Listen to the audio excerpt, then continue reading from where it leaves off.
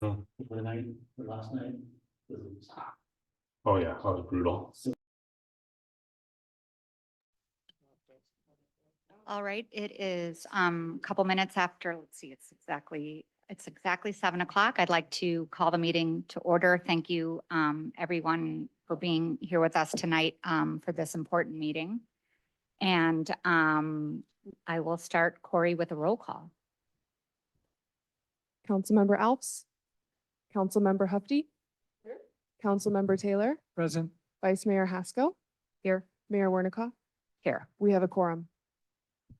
All right, leading on to agenda number 2, we have a proclamation for the town of Portola Valley for Pride Month, and I am going to read that for our community. Whereas the town of Portola Valley is honored to kick off Pride Month and celebrate members of the lesbian, gay, bisexual, transgender, queer, questioning, intersex, and two-spirit community who live and work here. And whereas the town aligns with countywide initiatives and policies that advance the LGBTQI2S community's journey towards equality and strives to create a safe, inclusive society in which all community members are treated fairly with dignity and respect in all settings. And whereas the San Mateo County Health Systems Pride Initiative has advocated for a welcoming environment for the LGBTQI2S people who have made important, varied, and lasting contributions to San Mateo County. And whereas the town of Portola Valley takes pride in the fact that we are a vibrant, diverse community and proudly join San Mateo County and our neighboring communities as we strive to build a stronger, better state and nation for all residents. And whereas June 2024 marks the 55th anniversary of the Stonewall Uprising in New York City, the town of Portola Valley is dedicated to continuing efforts to ensure equality and respect for all. And now, therefore, the Town Council of Portola Valley, California, hereby designates June 2024 as Lesbian, Gay, Bisexual, Transgender, Queer, Questioning, Intersex, and Two-Spirit Pride Month. Be it further resolved that the town of Portola Valley urges all residents to join in recognizing the culture, accomplishments, and contributions of the LGBTQI2S people and work to help advance equality of the LGBTQI2S people. Thank you.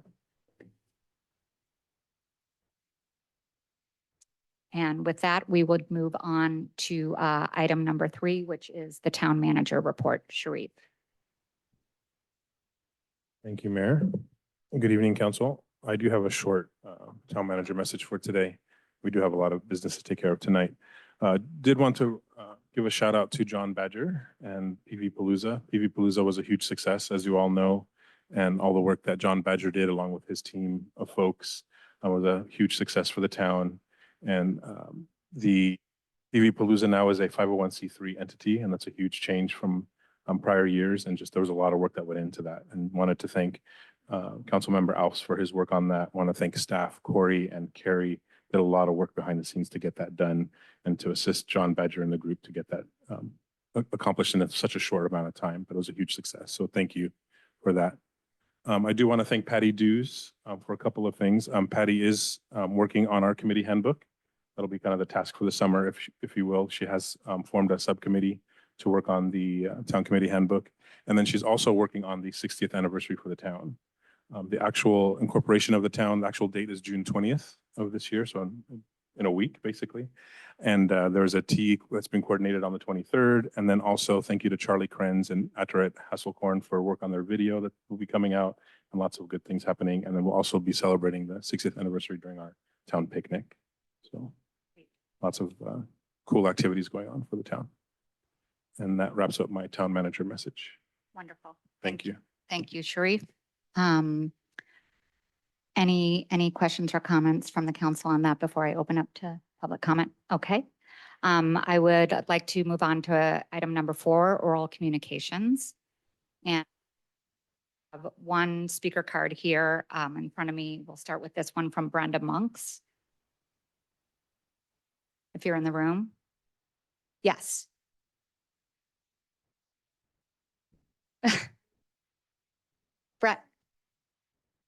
Brenda, welcome. If you haven't been to meetings before, thank you very much for coming up. We have a 3 time limit for all public comments.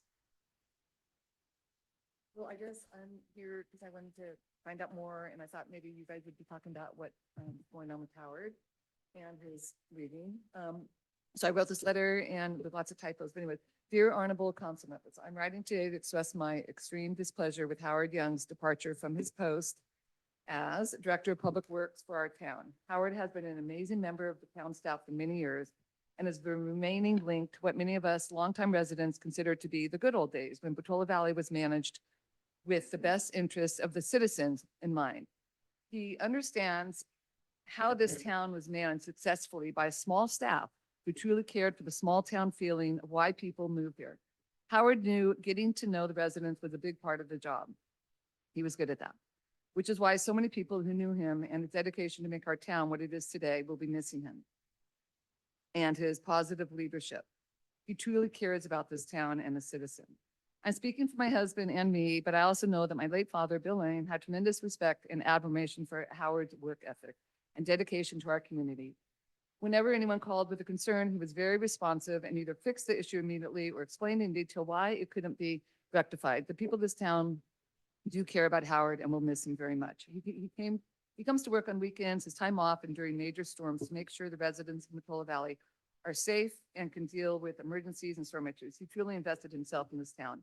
I've talked to many friends, including longtime and lifelong residents like myself, who have serious concerns about the direction of our town management. It seems to me that we are losing that small town feel that has been the hallmark of Portola Valley. Portola Valley has been known for its citizen involvement, thorough and strong committees, small, efficient government, and transparency.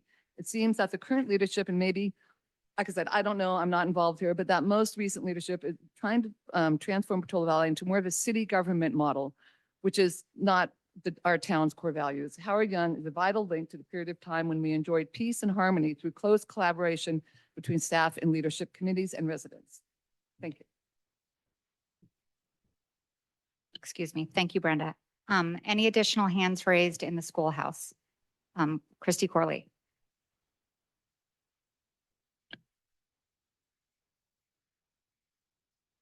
Yes, I sent a letter on the 4th of June and it did not end up in the public comments. So I'm going to read my letter since you chose not to put it in the public comment. I feel the residents of Portola Valley would benefit from listening to questions and discussion from the planning commissioners on 6/5 rather than canceling the 6/5 planning commission meeting. We, the residents, are being presented with new zoning and new building codes now. So it's time to educate now. Resident education through holding meetings is a key opportunity to keep everybody informed. It's extremely important to educate residents on the land use planning for Portola Valley over the next 7 years rather than experience land use surprises for the residents. The June 5th, 2024 Planning Commission meeting was an opportunity to educate residents. The residents can participate and listen. The residents' participation opportunity was lost. Can you educate through a town mailing, possibly of a map of the building sites, as everyone in town may not be on PV Forum? Can you hold a casual town center meeting for further education? Please take every opportunity to provide land use education, holding planning commission meetings, written, mail to everyone's home, and informal gatherings at the town center. Be thorough, don't be minimal in resident education. Please, keep residents informed by multiple avenues, no surprises in land use planning. It's summer. Families are in and out of town, just going through graduation. So the more meetings, the better. So we're in town when the meetings occur. Thank you for your consideration. And I also back the statement of Brenda Monks. I'm very sad about Howard leaving, and Brenda Monks is the daughter of the first mayor of Portola Valley. So she's been around a while, and I think we should listen to her. I think we're losing, how do I say that? We're losing knowledge. So my question for you, if you are letting Howard Young go, or he's choosing on his own, we don't know how that's happening. What is going to be written up so we don't lose this information? How can the overlap happen so we don't lose information on our gas lines, on our storm drains? These are important things. We live in a very hilly area. This is public works. We have multifamily, multi-use buildings coming in. That means a lot more cement. So I'm for keeping Howard Young. Thank you, Christy. One more hand here in the schoolhouse.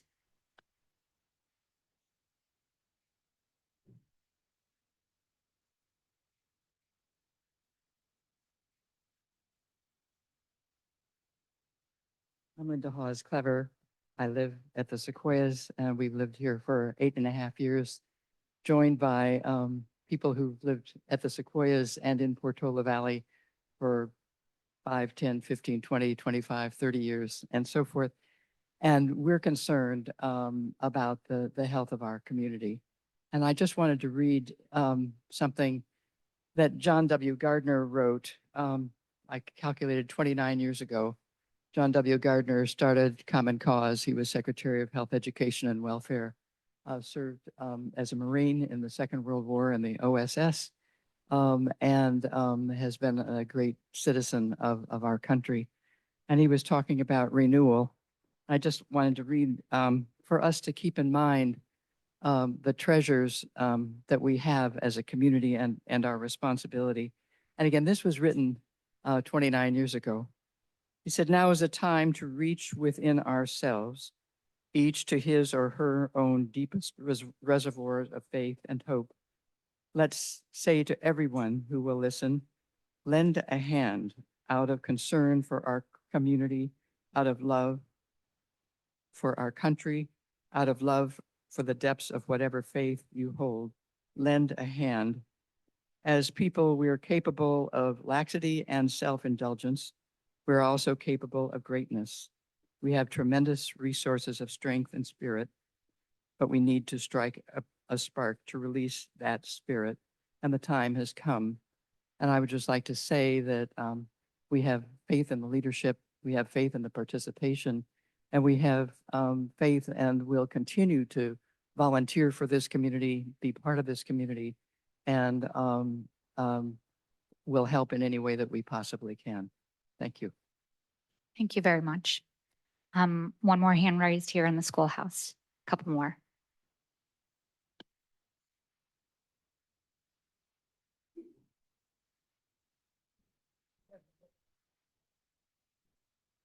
My name is Karen Eckelmeyer.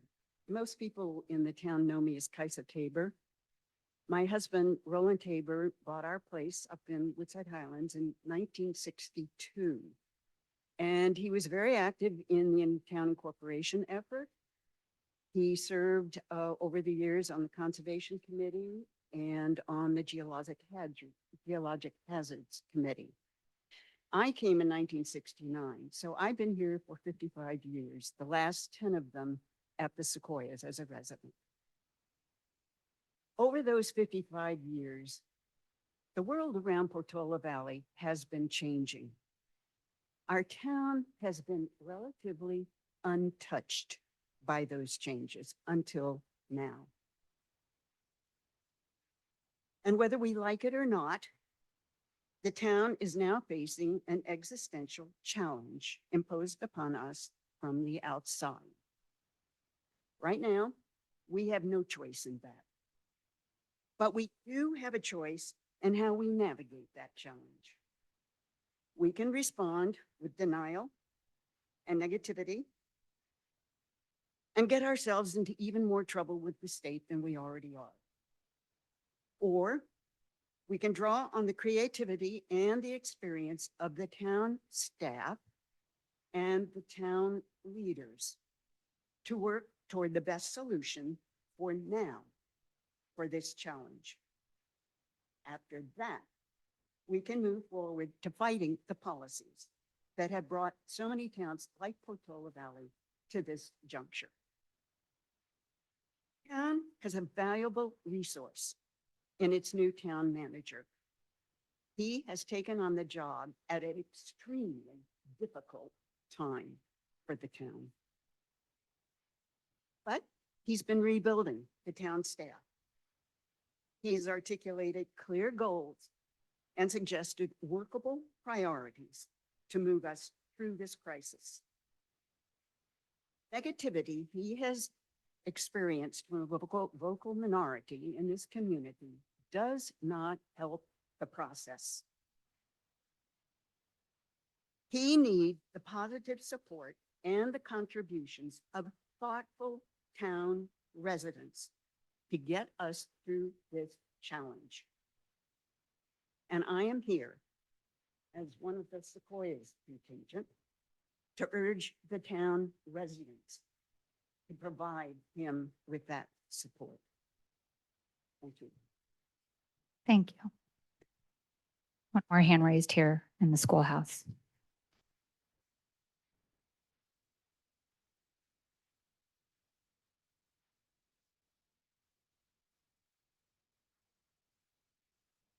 Hi there. Thank you. I'm Jenny Nile, and I also live at the Sequoias have been there for 9 years and in San Mateo County for 50 years.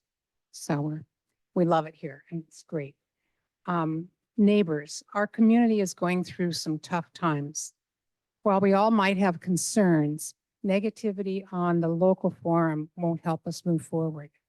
Let's come together to support our leaders and find constructive solutions. Hurtful comments only divide us. Instead, let's use the forum for productive discussions and ideas to help our community thrive. Portola Valley thrive. Thank you. Thank you, Jenny. One more hand in the schoolhouse. Sue Crane.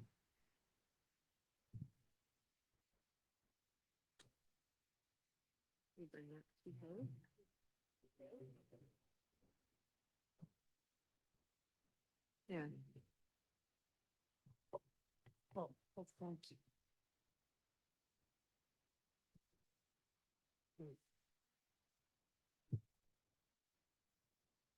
Thank you. Can you hear me? Yes, we can. I'm Sue Crane. I moved to Portola Valley in 1964. That was the year of incorporation. I was on the council in the 80s for 12 years. I was mayor twice.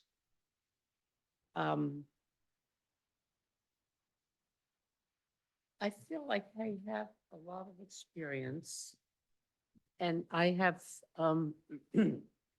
I have witnessed the town's comings and goings and ups and downs. Our town is struggling with many issues right now. State demands on us housing elements, safety and evacuation concerns. If we ever needed good leaders before, we surely need them now. Our town manager, Sharif Edmond, comes to us with very high recommendations. He's only been here for 9 months, and I feel that he has the ability, as I have seen his state of the town report to us. He has a feel for what must happen when a town faces change. He has the ability, and I've watched him, to jump up amongst the tall weeds and look over our town today and be able to see our full beauty and then understand that a change is necessary. As I said, Sharif's State of Our Town report outlined these thoughts on our future with a clear vision on how to move forward. There's plenty on our plate right now. There's plenty on Sharif's plate right now. And the council as well. Give him a chance.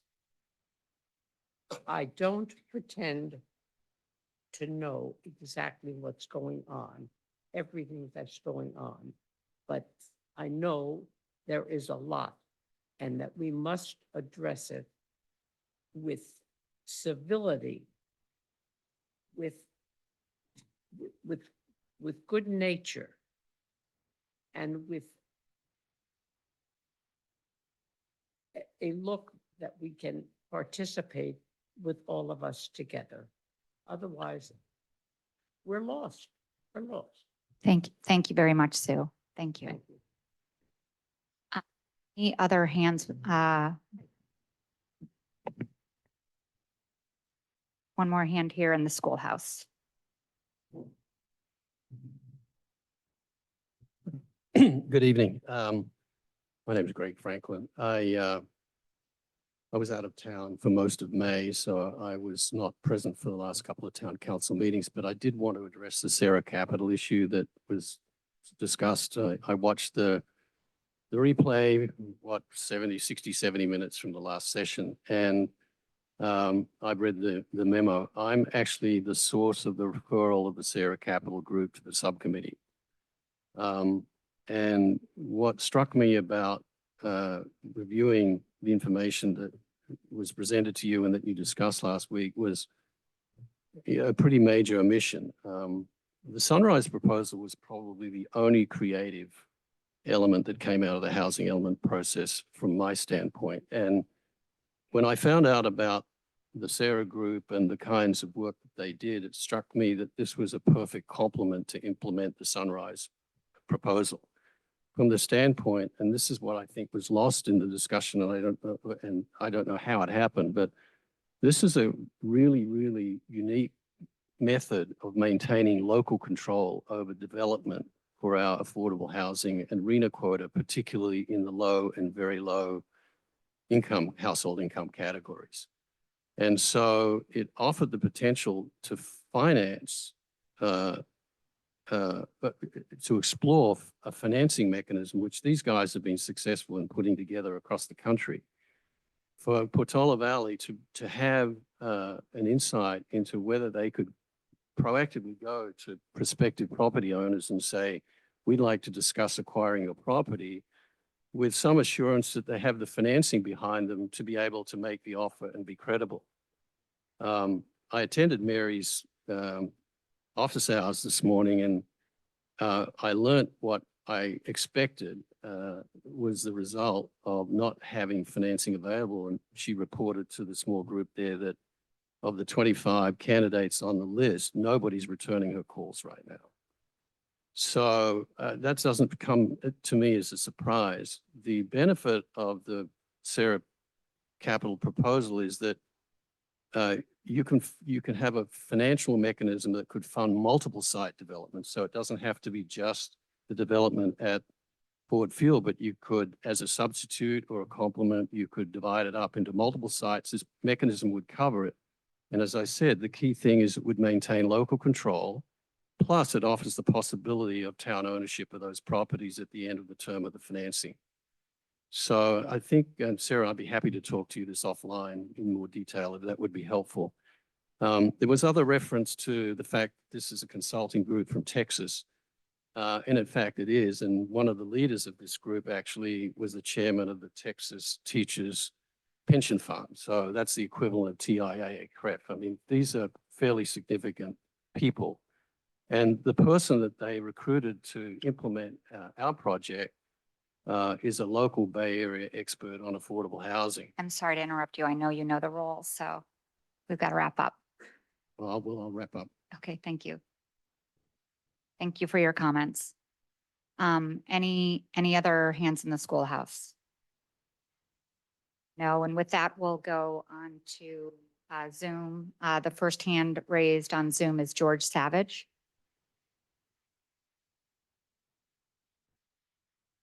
Hi there. Can I be heard? Yes, we can hear you. Okay, very good. I can't turn the video on for some reason, but thank you for the opportunity. My name is George Savage, and I currently chair the Finance and Audit Committee. And I thought before we got into some of the fractious budgetary issues, I might share some history with town residents who may not be familiar with all the details. The first point is many So, of us. George, all- the one thing that sorry to interrupt you, this is public comment on things that are not on the agenda. We have the budget discussion coming up later on tonight. I don't know if there's a way for you to bifurcate your comments specifically from the budget conversation. If so, let's do that. Yeah, I'm not talking about the budget itself. I was talking Okay. about some of the history of financial issues in the town that are leading to the budget discussion, but it's not the budget discussion itself. And it really relates to the issue of being upset about the situation and where blame resides. And I just want to make certain that everyone understands that there can be blame assigned for us being in the straits we're in, assigned to prior management of the town before Sharif and his new team have gotten here. You can blame me and other members of the Finance Committee, former and current members of the town council even for missing details. A lot of it can be blamed perhaps on the COVID response that had us all locked up in our buildings. But the point I want to really emphasize is that we cannot blame Sharif or his team, and we shouldn't get into that mode. In fact, quite the opposite. I want to express my deep gratitude to Sharif for what he's done since he stepped into a turnaround situation, which is really challenging for anyone in the new job. He came into a town that was 3 years behind on its financial reporting. He identified many financial issues with how we were running things here. He created a plan to address them, including triage of what to do immediately, assembled the necessary resources, starting with consultants, now full-time hires. He then took and is taking effective corrective action, including, helping us save $1 million with the sheriff's department and a lot of Herculean efforts. And so there's a lot of decisions and a lot of stuff people will be talking about later, and I'm not addressing that. But I just want people to understand that Sharif is the reason we're aware that we have problems. For a couple of years, we were, floating along, getting reports that everything was fine, when clearly it wasn't. And so I think that Sharif is the solution. He's not the problem. And so while I understand people being upset, I am too. We need to direct our upset, perhaps, certainly elsewhere, not at the current team trying to fix it all. And as I say, I'm upset with myself for not asking more questions because I was on the committee when all this was happening and Sharif was not here. So if you want to be angry, start with me. Thank you. Thank you, George. Next hand raised on Zoom is Barb Eckstein.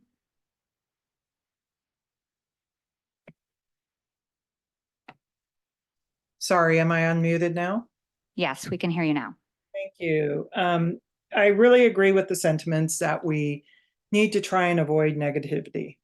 But I also know that you need to call out a wrong when you see it. And I am shocked and dismayed at the short-sighted and totally inappropriate departure of Public Works Director Howard Young. The town manager has made an egregious mistake. For more than 2 decades, Howard has tirelessly served this community in a professional and collaborative and always pleasant fashion. Do you and the public have any idea how critical a role Howard plays in this town? Do you have any idea of the invaluable depth of knowledge and history he has to keep the infrastructure of this town running? Do you have any idea how near impossible it will be to fill his shoes, or how badly Public Works is going to suffer without him at the helm? For those of you who aren't aware of what he actually does, other than answering myriad questions from anyone in the community, here's a taste. He oversees the maintenance, repair, cleaning, and new insulation of 35 miles of town streets, 36 miles of town trails, 2 soccer fields, 2 baseball fields, our parks and open spaces, 1 playground, rental areas, 3 public parking lots, 350 storm drains, miles of drainage ditches and pipes, as well as 11 acres of building and landscaping at town center. Delve deeper, and this means he cleans storm drains, fixes potholes, cuts grass, and clears down trees to keep our precious trails accessible and safe. When he's wearing his engineer hat, he reviews plans and inspects the construction of public improvements relating to new homes and commercial developments. He attends committee meetings, provides event setup and support, responds in emergencies, and answers every maintenance request. He has budgetary duties, puts together contracts, does code enforcements. On what planet is it okay to dismiss this loyal employee who does his overwhelming job day in and day out without complaint? I dread the consequences of his departure. This is an ominous legacy for the town manager and by proxy, the town council. I urge both of them to listen to the people who live here and love this town, to honor and respect hard work and loyalty, to put pride aside, admit there's been a mistake, and reinstate Howard. One last comment, since our town is broke, why would we spend money we don't have on a new sheriff's substation and on an assistant town manager we don't need, increasing our deficit to $1.5 million? This just defies reason. That's it. Thank you, Barb. Next hand up is Rita Gomez.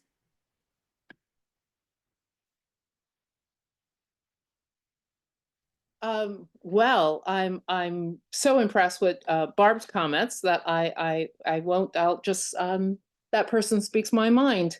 And I just want to say, after attending the finance meeting yesterday, which is very exciting, and it's on video, you can watch it. You know, please, when we get to the budget section, let's not have it happen at 10:30 at night.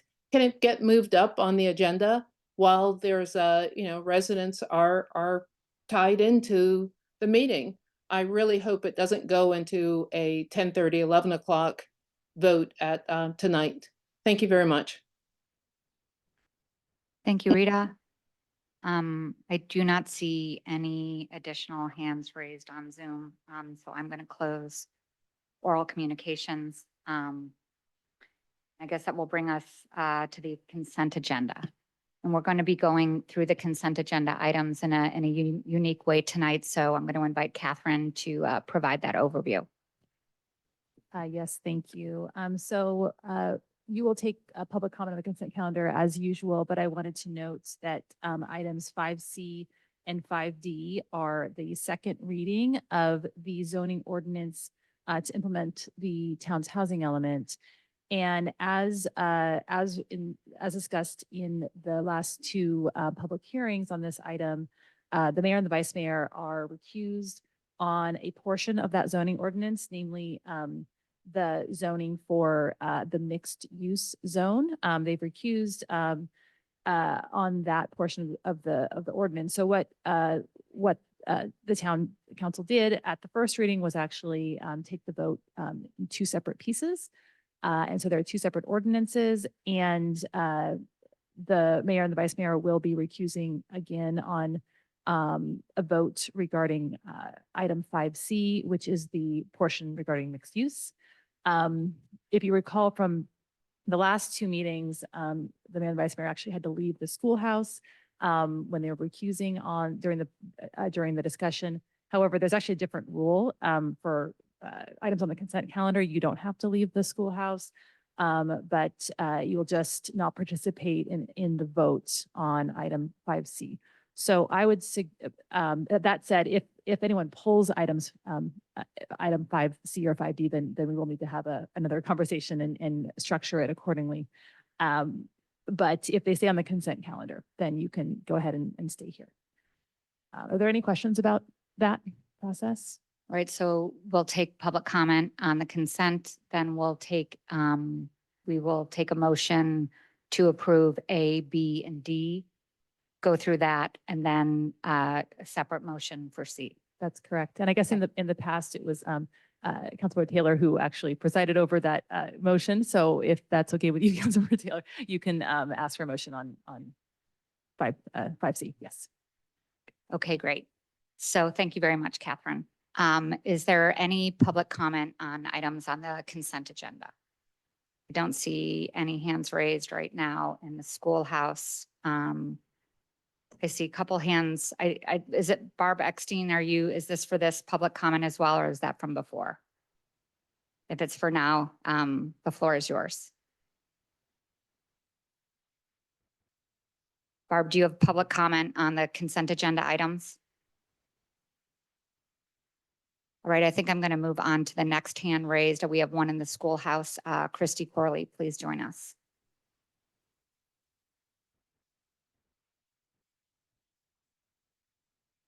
I think zoning in our town is really important, and I think the housing element should be pulled from the consent agenda to allow the public to discuss any items they'd like to discuss. Zoning changes our land in Portola Valley forever.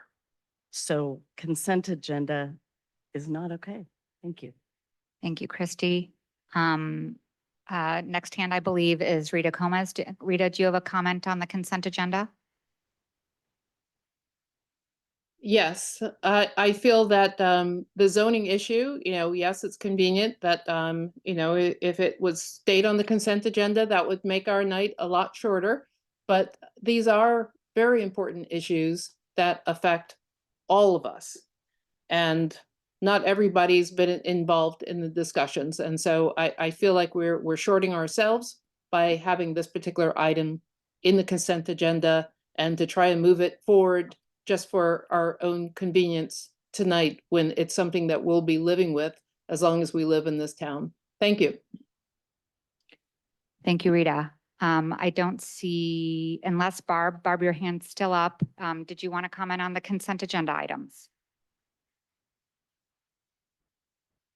No, Barb's hand is now down. So with that, I don't see any additional hands in the schoolhouse or on Zoom. So I will close public comment on the consent agenda and turn to the council. Any discussion, or do you want to have any items pulled? No, but I'm going to ask Catherine a question. Is it possible for you without pulling it to explain what the process has been? That this is the second reading, because I think people might not understand that. Yeah, that's a great point. It's so zoning or actually all ordinances that the town council adopts require 2 readings. The first reading is generally done, it's a regular agenda item, and it is done with obviously public comment, and particularly with the zoning ordinance. As you recall, the council actually met twice, so there were two meetings with fulsome discussion. And of course, prior to that time, there were meetings with the ASCC and the Planning Commission as well, public hearings. So it is customary to have the second reading be on the consent because nothing substantive can change between the first reading and the second reading. So basically what the council approved at its last meeting is the same verbiage that you see before you on items 5C and 5D. So that's really the reason for the practice. Thank you. Good suggestion. Thank you. So with that,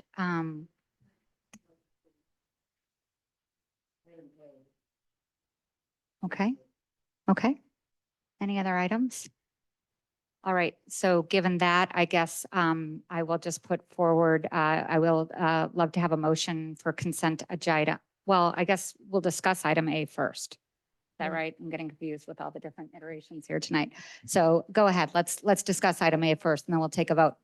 Councilmember Hufty, your microphone, please. I apologize for slowing down the process.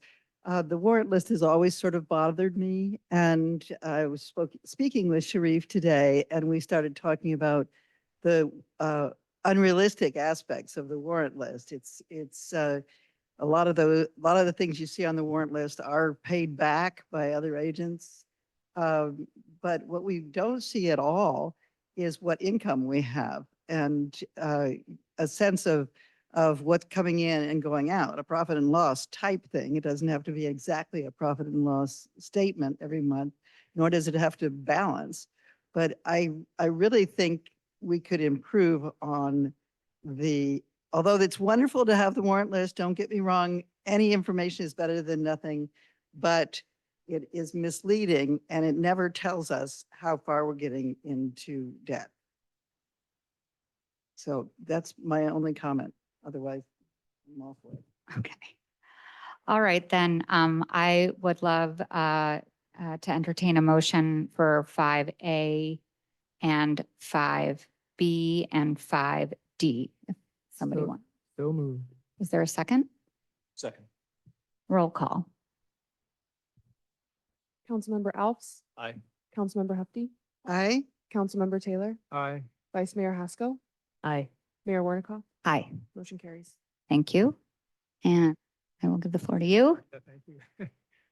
So I would entertain a motion for 5C. So I second it. Okay, we have a motion and a second. Roll call, please. Councilmember Alves. Aye. Councilmember Hefty, Aye. Councilmember Taylor, Aye. motion carries. Terrific. Thank you. Thank you very much. All right, we can move on to the regular agenda. Item 6A is accept and support the evacuation plan.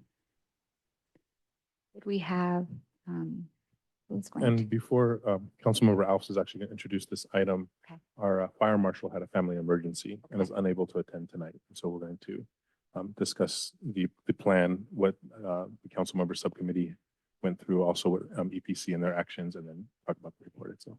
Great. Thank you very much. Jeff. Thank you. Yeah, so again, Fire Marshal Giuliacci is unable to join us. I'm going to give a really quick overview. You've seen the staff report. You'll recall that we reviewed sort of a version of the plan in December that was an excellent public-facing document that didn't necessarily directly address sort of the agency responsibilities. The EPC, the subcommittee of the EPC, the full committee, the fire district, Sharif and staff, and the staffs of the DEM, the sheriff's office, all reviewed a revised document that you're seeing tonight, which was designed more to be a sort of an overview of what the agency responsibilities are. And it was also the Councilmember Taylor and I also reviewed it after that, after the EPC had approved it. Craig and I reviewed it, made a few minor changes, the main one being that Craig identified several items that had not been resolved in the draft plan and just created a section of it for future work. That was our main contribution to it. Everything else there reflects sort of the collective input of, several, hundreds of hours and several months of work by the EPC, by the fire district, by the town. I think it reflects a lot of work, and I think we should all be very proud of it. The question comes up of sort of, we've been advised to accept and support as opposed to adopt. I don't want to get too much into the sort of the legal difference there. That is actually the recommendation of both the town and of the fire district. And it basically means that we have this document available publicly. We actually continue to work on items within it to make sure that they're up to date. We will probably continue to revise it with help of the committee and other work and support, basically meaning that we actually take this plan and make sure that everything in it is going to work properly both from our end and from the other agencies. So that's my quick overview. Thank you. Thank you. And if Councilmember Taylor wants to add anything to that. I would just second that an enormous amount of work has gone into this, both with EPC and from the fire marshal. And I think, we can be very thankful that we have both those bodies that have worked so hard on this. Agreed. Thank you. Questions Questions from Judith or Mary? Yeah. In my post-adoption plan mode, I want to know, I assume this as drafted did not anticipate the addition of those 253 units, right? It was just based on what exists today. I actually, do you know, Craig? I think well. Yeah, but I would say this is more operational. I mean, it's somewhat independent of the number of housing units. I So- guess, yeah, I'll have a Because- comment on that later. Okay, because I mean, the idea here is that the evacuation routes right now are the evacuation routes. So So that aspect of it, and who's responsible, that's really what this was about is, you know, who has the authority, who's the IC, et cetera. Rather than, you know, what stuff that might be in the safety element, are we going to widen roads, things like that. Okay. I'll have a comment later, but that's fine. And then more of a legal question, adopt and support or what is it, accept and support? Is that committing the town to anything?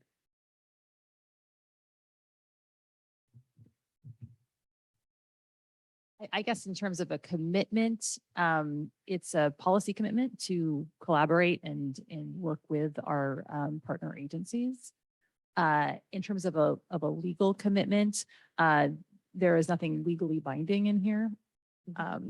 But I think, you know, everyone has worked obviously very hard and collaboratively. And so I don't see any, I don't have any concerns with, you know, the town following through on The reason I ask is because if it does commit us to something, we need to understand the financial implications. Right? So, and I assume it could only ever, like what we're supporting, it does sound like we have to take some action. So I'm a little confused because we're asked to consider the financial implications of things. And I am a little confused to what I mean, if it's not binding, then I guess there's no financial component to consider. Is that accurate?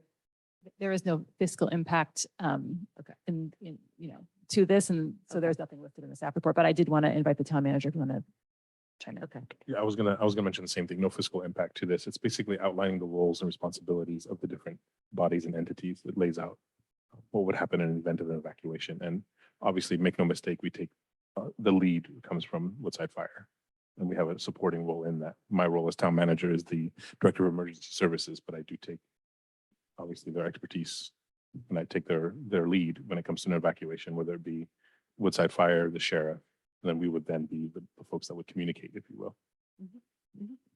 Okay, those are my questions. You, Mary, do you have any questions? Okay. I don't have any questions either, so we will go to public comment on the evacuation plan. Are there any hands raised in the schoolhouse on the evacuation plan? Seeing any hands raised, I'll go to Zoom, and I am not seeing any hands raised on Zoom regarding the evacuation plan. So I will close oral communications on this item and bring it back to the council for discussion. Judith, you want to start? Sure. First, it's wonderful to see this. It's wonderful to see the different jurisdictional cooperation going on such an important issue for our town. And I think it's something I would really want to make sure we're looking at on an ongoing basis. I do think that if there's 253 extra units going on, part of the post-adoption plan will require us to be evaluating anything in the report that, you know, should be pressure tested. And this is just a request or a suggestion, let me put it that way, that we periodically, within reason, as the development for the RENA quota occurs, to bring this up and ask the people who contributed their time if they can think of anything that needs to be specially addressed. But I think it's great that this has happened, and it's welcome at this time of year in particular. Thank you, Judith. Any comments? Well, I had two thoughts. One was it sure took a long time to get it done. Luckily we've done fine. We've had no emergencies, no need for evacuation, but it did not show a lot of agility. And it was not clear to me what the holdups were. One thing that I do recognize and that I'm particularly proud of for our town is that the Geologic Safety Committee actually used every minute of this period of time to produce some extremely beautiful maps and some real deepening of our understanding of what our evacuation risk is in the case of earthquake. So that would be the answer to my own question. It's thank you for allowing that process to work itself out, and it was a good one. And a shout out to the Geologic Safety Committee for their really extraordinary work on this. Thank You you. can see their beautiful map if you look at it. Thank you. So I got a couple comments. I mean, first of all, on page 2 at the top, this plan should be reviewed annually by the Director of Emergency Services, in our case, the town manager, and the Portola Valley Emergency Preparedness Committee. So the goal is to have this reviewed annually, just to be clear. I'm a little concerned with this language. I think we are committing to this. I think that was the whole point of this, which is this is stating what our Director of Emergency Services is responsible to do in the case of an emergency. And there are some costs to that. They're not huge, but they're training costs, they're staff costs. So I don't want to say it's zero.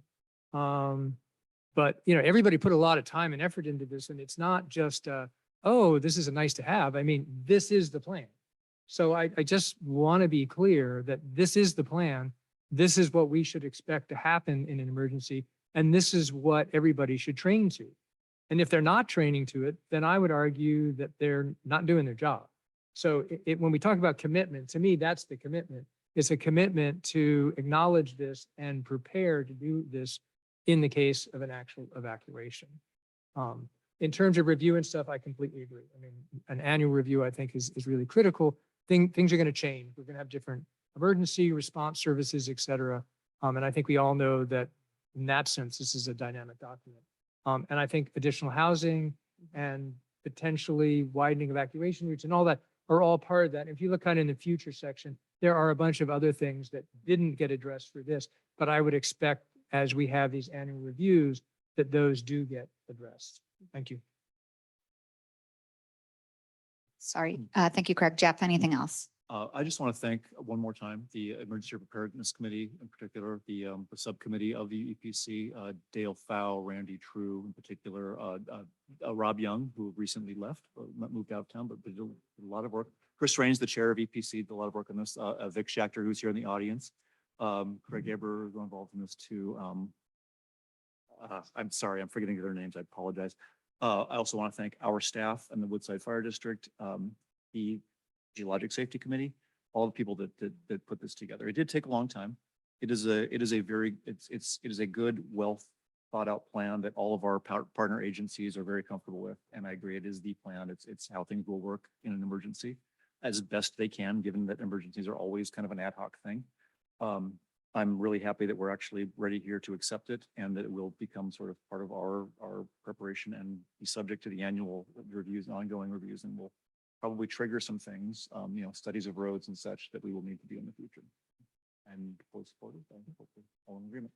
And I'd like to do a +1 for Rob Young. I mean, he's no longer in the town, but I have to say that, a lot of people worked on this, but Rob took the initial lead and spent an enormous amount of his personal time doing this. So, I'm sorry he's not here tonight, because truly, without Rob's initial leadership on this could have languished for another 2 or 3 years. So definitely a +1 to Rob. Thank you. I had 2 more comments. One is that I sent to Rob today an email to thank him for it. So I'm glad everybody agreed.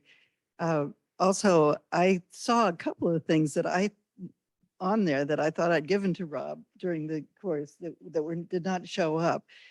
So I would suggest that for calendaring and for making sure we get this review, that we actually put it on the calendar every year. And I suggest the first time should be next month, probably, maybe June, to just have the manager look at it, have the EPC look at it, fill in the blanks. There are a bunch of blanks that I can help with.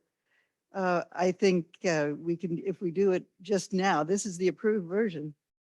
Let's go. Let's make sure every 1st of July, we've done a review and made sure it's appropriate for the fire season. my suggestion. Thank you, Mary. Judith, do you have any additional comments? All right, I don't have anything to add over what already's been said so well. Obviously, this has been a Herculean effort, a very collaborative effort. I love to see how healthy that is in our community when we've had some tough times.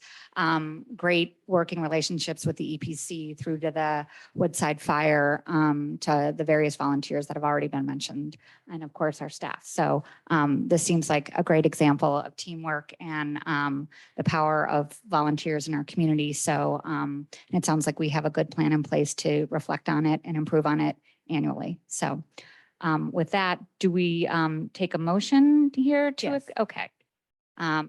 Would like to take a motion to, I want to get the To ex- approve. accept and support the evacuation. Accept plan.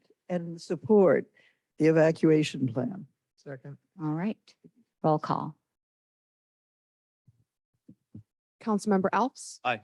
Councilmember Hefty. Aye. Councilmember Taylor. Aye. Vice Mayor Haskell. Aye. Mayor Warnicka. Aye, Motion carries. thank you. Thank you again to everybody for all your hard work.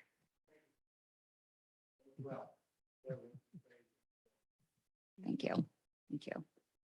All right. Does anybody, we're moving through pretty quickly. Is there, before we go on to the next agenda item, does anybody want to take a break or are we good to move through? Looking around the room, it seems like people are good to move through. Yeah? Okay. So I want to get to the formal, pardon me. Moving on to item number 7, which is the public hearing for the adoption of a resolution for the preliminary budget for 2024, 2025. And with that, I will turn it over to you, our town manager, Sharif.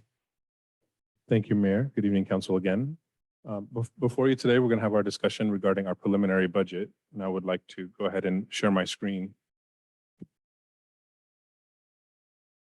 In addition to myself, obviously, you have our new Finance Director, Tony McFarland, who I introduced at a prior council meeting. We also have Cindy, our Administrative Services Manager, and we have our Assistant Town Manager, Corey Stocker-Pedalino, here as well to answer questions. Get this going here.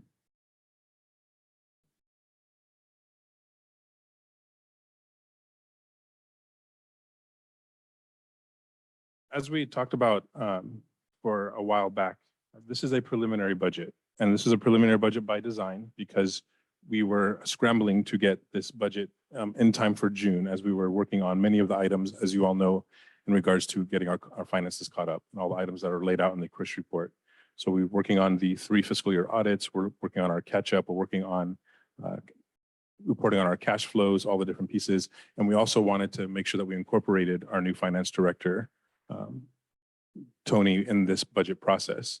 And so staff for the past 2 or 3 weeks really put everything else on hold, if you will, and prioritize putting together a preliminary budget for council for your review today. And the intention is to go through this budget, have a discussion today, have that approved, and so that we can come back in 3 months and have a final budget and do a lot of work in between, obviously. And that's the work that we'll talk about. But wanted to make sure that this budget is sound, is solid, and has the information that we need to make some informed decisions moving forward. I don't have the answers for you on how to solve all these answers today. What I'm bringing to you is what we need to do and then ask for those 3 months to come back and do that. We also enlisted the help of the Finance Committee, as you know. By design, the Finance Committee meeting was literally yesterday. I had called George Savage, chair of the committee, and told him that we need to have a committee meeting, but it will probably be the day of or the day before we submit this to council. That is not ideal. That's not how you normally do things, but we wanted to make sure Finance Committee did get a chance to see it, but the ink was literally drying. I presented items to Finance Committee yesterday that some of my pages had placeholders because we got them today, as an example, or literally yesterday. And so in an ideal world, we'd be having budget discussions and study sessions in March and April. We actually start the budget process in January. And so this is a very fast-tracked budget process that will only get better and it can only improve moving forward. This is my first preliminary budget, my proposed budget to the town of Portola Valley. This is my first look at all the detail. It's Tony's, obviously.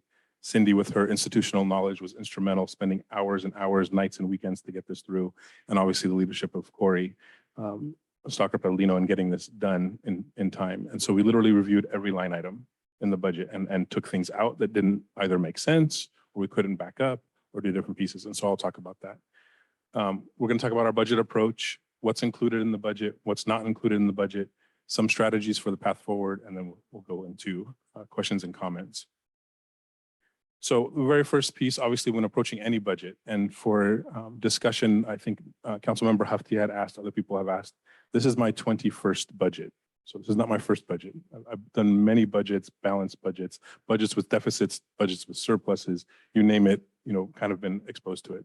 This is also Tony McFarland's 16th budget. So we have a little bit of knowledge in how we get here. Obviously, each town is unique, all our problems are unique, and we'll talk about how some of those unique issues address us here tonight. The very first piece when looking at any budget is you have to look at our council goals. So our council goals, we brought that to the community and the public about a couple months ago. We had our time out at the lovely Sequoias, and we really wanted to come up with council goals that were realistic for this fiscal year and next. And so our council goals are for calendar year 24 through the end of fiscal year 25, so through next June. So basically one more year. We wanted to come up with some realistic guidelines and a roadmap for us. As with any budget, there's different approaches. I'm a very conservative town manager when it comes to finances. Tony is a conservative director of finance. And what we do is you have the old adage of when in doubt, don't include it on the revenue side. When in doubt and you may or may not spend it, include it on the expense side. We want to make sure that we kind of went through that lens, very simple lens as you move forward. And we've been obviously struggling as a town to recruit and fill our positions. We've actually made some significant progress in filling those positions. Obviously, it comes at a time where you are at a structural deficit, so we're at a crossroads there.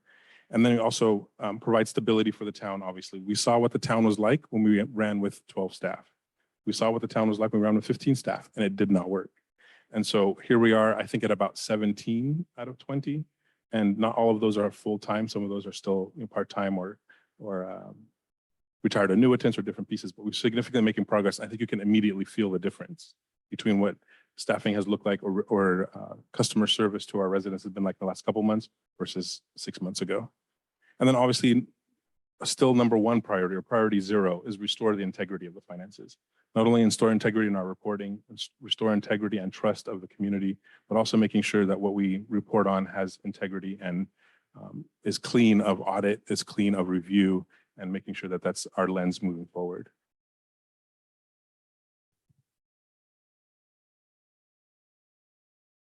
So what were our budget assumptions? So very simply, what did we include in the budget and what did we not include in the budget?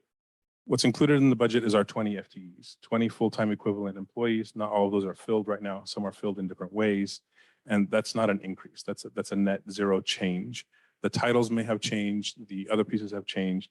And we're continuing to evaluate that. And one of the things that we'll do is we'll bring an org chart at that final budget to share with everyone roles and responsibilities, who's doing what, and what those positions are like. We also included some CIP projects. There was obviously a discussion that I'll talk about, some major projects that have been included for discussion.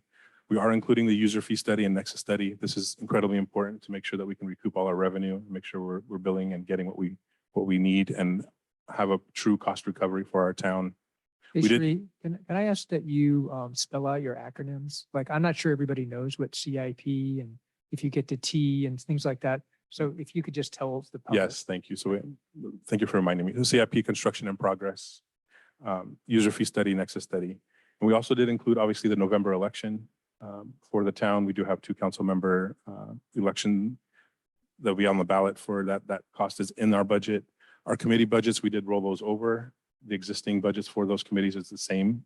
We did not have a chance to go back to the committees and have a large discussion on their requests. And then also just a small piece that I wanted to highlight is that we did receive a sustainability grant and we are receiving $75,000, 40 of which can pay for some of our staffing towards sustainability efforts. So that was important to note. What's not included? Number one, that's huge, are ARPA funds. And Cindy and Tony remind me what ARPA stands for because I always mess up the P. It's the American Rescue Plan Act. Always mess up the plan. Thank you. So the ARPA funds, as you know, were the COVID funds that came from the federal government to help supplant revenues that were lost. This is the first year where we will not have ARPA funds. And so that was a loss. And we actually applied ARPA towards our sheriff's contract. So that's kind of loss number one, if you will, is losing those ARPA funds to help pay and mitigate for these sheriff costs. Incorrect revenue assumptions. Being this my first budget, Tony's first budget, our first budget as a leadership team, we went through and looked at all the different revenue assumptions that were in there. If something was in there, whether it was $10,000 or $200,000 and it didn't make sense, or we could not back it up being the newbies, we took it out. And so one of the big pieces that we took out was a $220,000 revenue item for planning and building. And that's for the cost that we recoup from the town for staff revenue and staff billing. And so when I mentioned yesterday in Finance Committee, what we've talked about in different ways is that our building and planning model is wrong. It's not correct. We're not recovering our costs. We have tons of staff at some point. We have tons of consultants at some point. We have half and half. And that model, not only did it not work necessarily for customer service for the residents, but it's also not working fiscally. So we need to take these next 3 months, figure out what that $200,000 placeholder was for and why it's not reflecting in revenue. So while the $200,000 might be something that we're expecting, we're not receiving it. And so I took that out. Tony and I took it out. Cindy and I and Corey and us, we said we can't have that if we're getting $12,000, but the line item says 200. So that's a big hit to the revenue for the town. There were also some minor revenue assumptions, whether it be we're going to receive X amount in grants or we're going to receive this piece from the county. We took those pieces out and that has an impact on the budget. Anything that had related to costs for revenue enhancement studies, Finance Committee is helping us explore different revenue enhancement studies. All those things come with a cost, whether it's a legal review or bringing something to a ballot or a special election. All those special costs, if you will, have not been included yet, and they would be included, hopefully, if we were able to get those analyzed for the September revision. There's been a lot of discussion about license plate readers, flock cameras, all those different pieces. We have every intention of looking at that. We have every intention of bringing that to council and analyzing if that would be a good opportunity for the town to partake in. However, those costs are not included yet into the budget. And then lastly, any changes to the reserves, whether it be on a discussion of some of the larger reserves that we have or a reserve policy change, that has not been reflected in our budget. We have not made any changes to the reserve. And then last piece is when we get more sophisticated, we really want to come up with an unfunded and a wish list. So what are we funding for the year? What's on the parking lot, if you will, and then have them kind of go up in order based on council discretion and vote if you want to fund that for the following year. So that's a basic approach of what's included and what's not. I won't go over the council priorities. We presented this in the past, but these were the lenses of what we built our budget on and made sure that we went through some of these lenses. So you have safety, responsible land use, organizational efficiency and effectiveness obviously is a heavy one and a heavy lift for us, and then environmental sustainability. Town finances, this is actually the same slide that we presented in the past when I did the state of the town. The elevator discussion, the hallway discussion is we are a $12 million agency. About $8 million of that is general fund. The $8 million is what we have discretion as a town. And we talked about the 20 FTEs. We were expecting a $1.2 million deficit for this fiscal year. Obviously, this fiscal year is not finished yet. We have not closed those books. Once we do close those books, we have a better idea, but we also have the backlog of the 2 prior years before that. And so we don't know exactly what we're going to end up as, but for now, the estimate is about $1.2 million. As we finished our budget and went through all the different line items and different pieces, that deficit has grown. And it makes sense that it would grow for certain pieces. The cost of goods and services have grown. As you have more staff, that grows. We're building a full-time staff equivalent. The property tax revenue is basically flat because we took some of the assumptions out. We added some pieces in.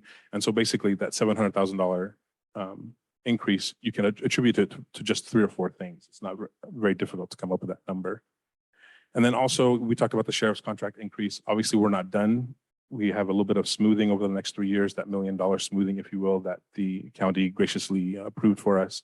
And so we have a $400,000 increase, but we also have the loss of ARPA funds. So it's not just $400,000 increase. So that alone, you can see is probably half of that $1.2 million deficit moving forward. So what did we do as staff? Our exec team, if you will, or our budget team consisting of the 4 of us, along with managers and other directors in town, we've been looking at our agency reorg, and we talked about how we were going to reorganize some of the different pieces. And one of the things that we recognized, and obviously we still continue to struggle with, is our planning and building department, making sure we have that right model. What does the model look like? How many staff should we have? How many consultants should we have? and what can we afford? And along with that is also the struggle of recruiting and keeping a permanent director and or keeping and recruiting permanent staff. And so we've been very lucky to have Terrence Grindall on board, has hit the ground running. You can immediately see the difference with Terrence's leadership here. We're also excited to have extra help in John Biggs to help us with special projects coming in July. And so we'll be not only tapping into council, we'll also be asking the community and also tapping into our staff to see what that model needs to be. Because right now, not only fiscally, but you know, if it was a word, customer servicely, it's not working. And so we'll get to a better model in the coming months. Another thing that we're doing is we're making a change in our public works department, and we're changing the public works director position into a town engineer position. And that town engineer position would then oversee the public works department and other pieces as well. So that's another reorg that we'll be doing.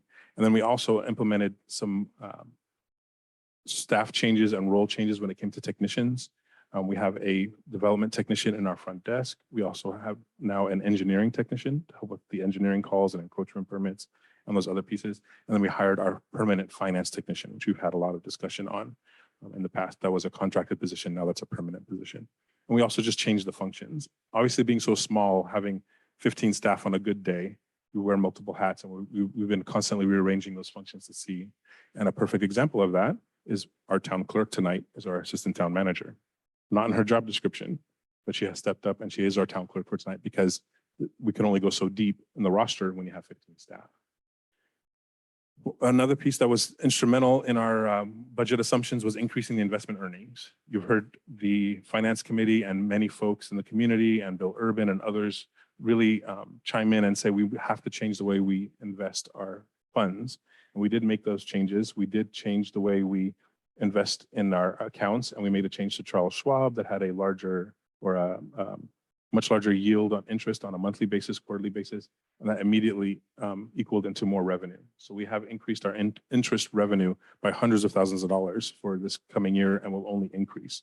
So when you have $11 million that was transferred over and will be more moving forward, that interest, then that those funds then have an interest income that we can now budget for moving forward. So that was a very positive change.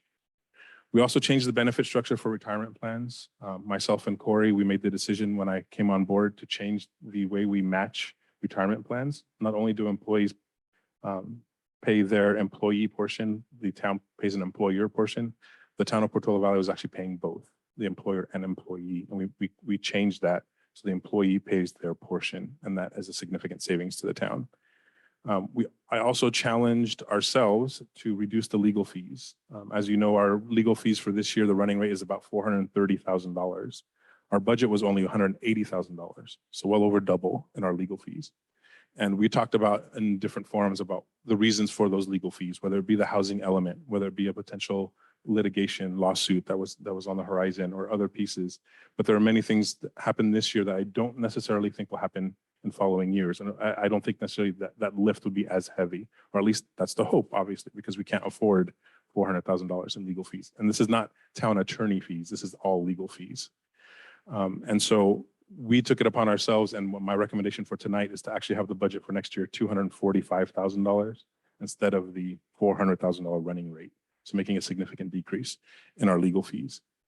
We also created the new position of the Assistant Director of Planning and Building. That position is open right now, it's vacant. There is no incumbent in that role. And because of the state of the deficit, if you will, I've already placed a hold on that. So we are not going to continue with the recruitment of that. That recruitment has been taken down, if you will, and on hold until future discussion.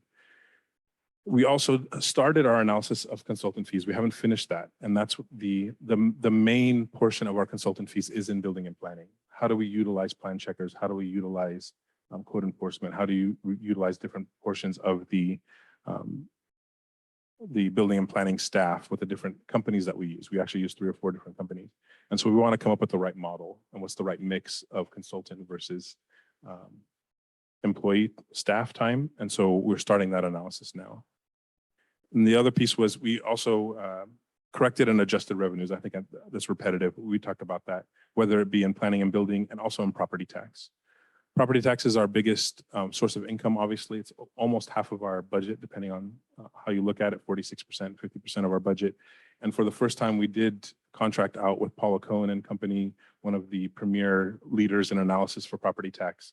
And being my first year, Tony's first year, all of us as our team in our first year, we're taking those numbers and that makes an adjustment. And so when we talk about property tax going down, it depends on how you look at it. And I know it's presentation, but at the end of the day, the property tax from this year and last year is basically flat, but we did not budget all of ERAF. We did not budget some different pieces. We are selling less houses.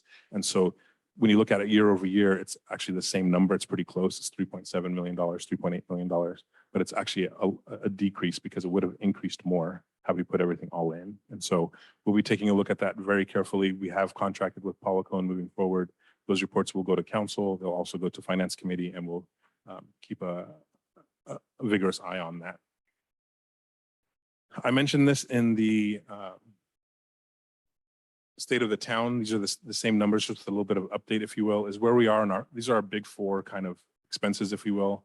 Our salaries for this year, the budget was 2.55 million. We're projected at about 2.2 million. That makes sense when you think about that we haven't been fully staffed. And so we're under budget in our salaries.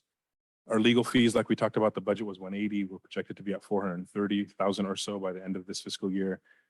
We're recommending a $245,000 budget for legal fees. And then consultant fees, our running rate right now is about 550,000. The preliminary budget is 620. We actually kept it at 620 because we just don't know enough to make an adjustment yet, but we fully anticipate making an adjustment at the September revision. Most of the other categories were within budget, and then obviously the ARPA funds expired. So CIP projects, the construction in progress projects, if you will. Every year, the town of Portola Valley does have CIP projects, and it varies. You might have 10 one year, you might have 3 the next, depending on what those projects are. The majority of the projects are usually public works projects. There are also projects that may come in throughout the year. Typically, a construction in progress, a CIP project is usually $25,000 or more. You don't usually put a $5,000 project or a $10,000 project on the CIP list. Most of these projects are funded through general fund. You have a CIP fund. We actually had general fund and council said, we're going to put this fund to the side. We have a CIP fund that you use for these projects. Council at any time can vote to change that. You can change that CIP and you can put it into something else. You can put it into a park fund. You can put it into a vehicle fund. You can put it into whatever it is, the needs of the town. And so you can make those changes. A lot of these have matches to them, whether it's a trail rehab or a street resurfacing. For example, you can see 167,000 is for street resurfacing. It's actually an $800,000 or $900,000 project because we have other funds, whether it's Measure M, Measure W, other things moving forward. So you can see there's some small projects here. One of the things that we added for this year is the town hall boiler. The boiler needs replacement in town hall. There's a lot of things that have not occurred in town hall since its inception in 2008. So now it's coming back for maintenance, if you will. We also are requesting a pool vehicle. This is a vehicle that town staff uses for inspections for different pieces throughout the town and for meetings, whether it be at the county or in the town. We're asking for a used vehicle of about $35,000. We currently have a Nissan Leaf. Right now you plug it in, we're only getting about 60 miles to the charge now instead of the 200 when it was first new. I did leave here and I put on here on purpose this $600,000 sheriff substation. The purpose of me putting on this here as town manager is to incite discussion, not incite a riot, but incite discussion.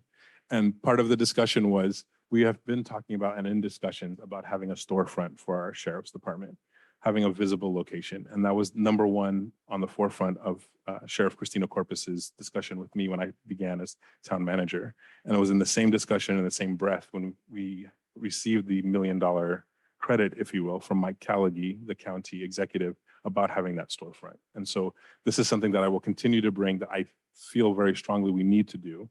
Does it need to be $600,000? Of course not. It doesn't have to be $600,000. But this was a bid that we received. We asked for a project bid to see what it would entail to basically pull the maintenance yard out by about 10, 15 feet, have a dedicated space for the sheriff, a private space, a space where the engine and the car is running outside, and have that for the sheriff moving forward with a sign saying, welcome to Portola Valley's Sheriff's Department. We did look at other buildings such as Woodside Fire, and unfortunately they didn't have room. We looked at renting a space, we looked at other places, and I still have not found a viable spot So I welcome any opportunity to have that spot or to see what we can do. But we also forget, there's discussion of we can put them in this room or have them at this house. These are men and women with guns, with vehicles, with things that need to be locked up, and there's other considerations. But the $600,000 was on there on purpose to have a discussion. Obviously, given the structural deficit that we have, and because this is general fund, I was not intending or fighting for this to necessarily be approved, but it needed to be discussed. And at the same time, I still put it on here with a strike through and that it still needs to be discussed. I think we still need to find a spot for the sheriff moving forward. The two other projects that are on here is a town center infrastructure improvement project. Part of that is that there's 2 or 3 projects in this $100,000, and one is a badging system. As you know, we have old school keys, and part of the safety and security of not only staff, but the residents is having a badging system where you can have staff with access, council access, and the community can have access on the weekends. Right now, we literally have to have a person come in and unlock doors if the key doesn't work, if someone forgot the key. Sometimes the doors fail, and so there's a multitude of reasons why we want to have that badging access, and that badging access has cameras attached to that as well. There's also, we're looking to add insulation to town hall. That has not been added since the beginning. Adding insulation would also soundproof many of the buildings and the rooms inside, and that would help with the infrastructure moving forward. The last piece that's been on everybody's mind, and we're thankful today that the system works today, but for lack of better terms, the system broke yesterday. There were multiple failures on multiple levels. It wasn't just one thing or one piece of hardware that broke yesterday. And so it's on the top of everybody's minds. We had already anticipated this, and we're asking for $25,000, which is not a lot, for the infrastructure upgrade to our IT system. We may come back and ask for more money. It's my understanding we inherited the system 6-7 years ago. To replace a system like this is well over $100,000. So we can't replace the system, but we need to see what we make it work, because obviously we rely on this on a regular basis to get this done. So not only is it on our mind, it's on council's mind every time we come in with our fingers crossed if the system is going to work. So that's basically the outline of our CIP projects. I did keep the roadmap to PV Thrive in here. I did not make any changes to this, whether or not a number changed or not. But basically we have 3 years or less, depending on what the running rate is of our deficit. We basically have 2 fiscal years starting in July to basically come up with a plan on how we're going to address our budget shortfall, our structural deficit. And we need to do that, I believe, and I feel very strongly we need to do that on both the expense side and the revenue side. Addressing a $1.9 million budget on the expense side, it just simply is not going to work, because you still have the sheriff's contract that's going to increase year over year. You just have the cost of goods and services that increase year over year. So if you try to solve for $1.9 million, you're just going to be right back at it again, trying to solve for the next sheriff's increase, the next cost of good increase moving forward year over year. And so because this is somewhat of, call it a surprise to the town, keep in mind, this has been in the works for 2 or 3 years. The deficit didn't just come overnight. It's been here, and it's been growing as we move forward. And so we have this fiscal year, we have these next 3 months, we're working with the finance committee to come up with different solutions on how to come up with our structural deficit. I believe, and I still feel very strongly, it's going to be a mixture of different things, whether it's a parcel tax or annexing land or reducing our expenses or different pieces, but there's not one magic bullet in all of this in order to get to us a town. Of course, there's also the discussion, and the gray box is still here, of being an unincorporated town. That's a solution as well. If the town has needs and we're not able or willing to come up with those sacrifices or revenue or actions needed, then another solution is to be unincorporated. 3-year outlook. Obviously, when you have a deficit, we want to make sure that we balance the budget, and we also want to come up with a surplus. We want to get back to being in the black to be able to fund moving forward. We want to stay a viable town. We want to be a town for 100 years to come. And what is that model to do that? And so we need to utilize our reserves to bridge that gap before we come up with our solutions. Obviously, a budget is only part of the plan. Our mid-year reviews and our third quarter aspects are key. There's been much discussion about cash flow and reports. And obviously, you can't make important decisions without having those quarterly reports and cash reports moving forward. And then our fund balance analysis. I left the Portola Valley Thrive slide in here about the 3-year initiative, about involving all of us in the community to create an ongoing and sustainable fiscal model. introduce revenue enhancements, and ensure funding for proper staff and support to implement council priorities. So some of the possible revenue generation measures, user fee net study and nexus study we talked about, we will be implementing in very short order. We really do need to take a look at our UET tax increase or a change, a possible parcel tax, annexation, land sale, charter town, and impact fees. Some of these discussions I think could be very quick discussions. Other ones could be rather lengthy, but we really got to pick up every rock, take a look at it, put it back down and see if it works for our town moving forward. So what are our recommendations? Staff recommendation is obviously that we need to adopt a preliminary budget because July 1st begins the new fiscal year with the promise and the commitment to come back with September revision, begin our user fee study, our nexus study, and have our continued engagement with Finance Committee. There's been a lot of spirited discussion from Finance Committee about what we can and can't do in very short order and how to balance the budget. And then also at some point, if need be, there's an actual requirement if you're asking the town for a vote, whether it be a special election or general election, to actually declare what's called a fiscal emergency. I'm not declaring a fiscal emergency tonight. What I'm putting it out there is it's for discussion because in future time, there may be a request from staff or from Finance Committee or both to declare a fiscal emergency so then you can put things on the ballot moving forward. And so there's certain criteria that you have to do. It's actually a state of California requirement to declare that fiscal emergency. And so we have a deficit. We know what that deficit is. I think that deficit is only going to grow. We do need to make certain changes.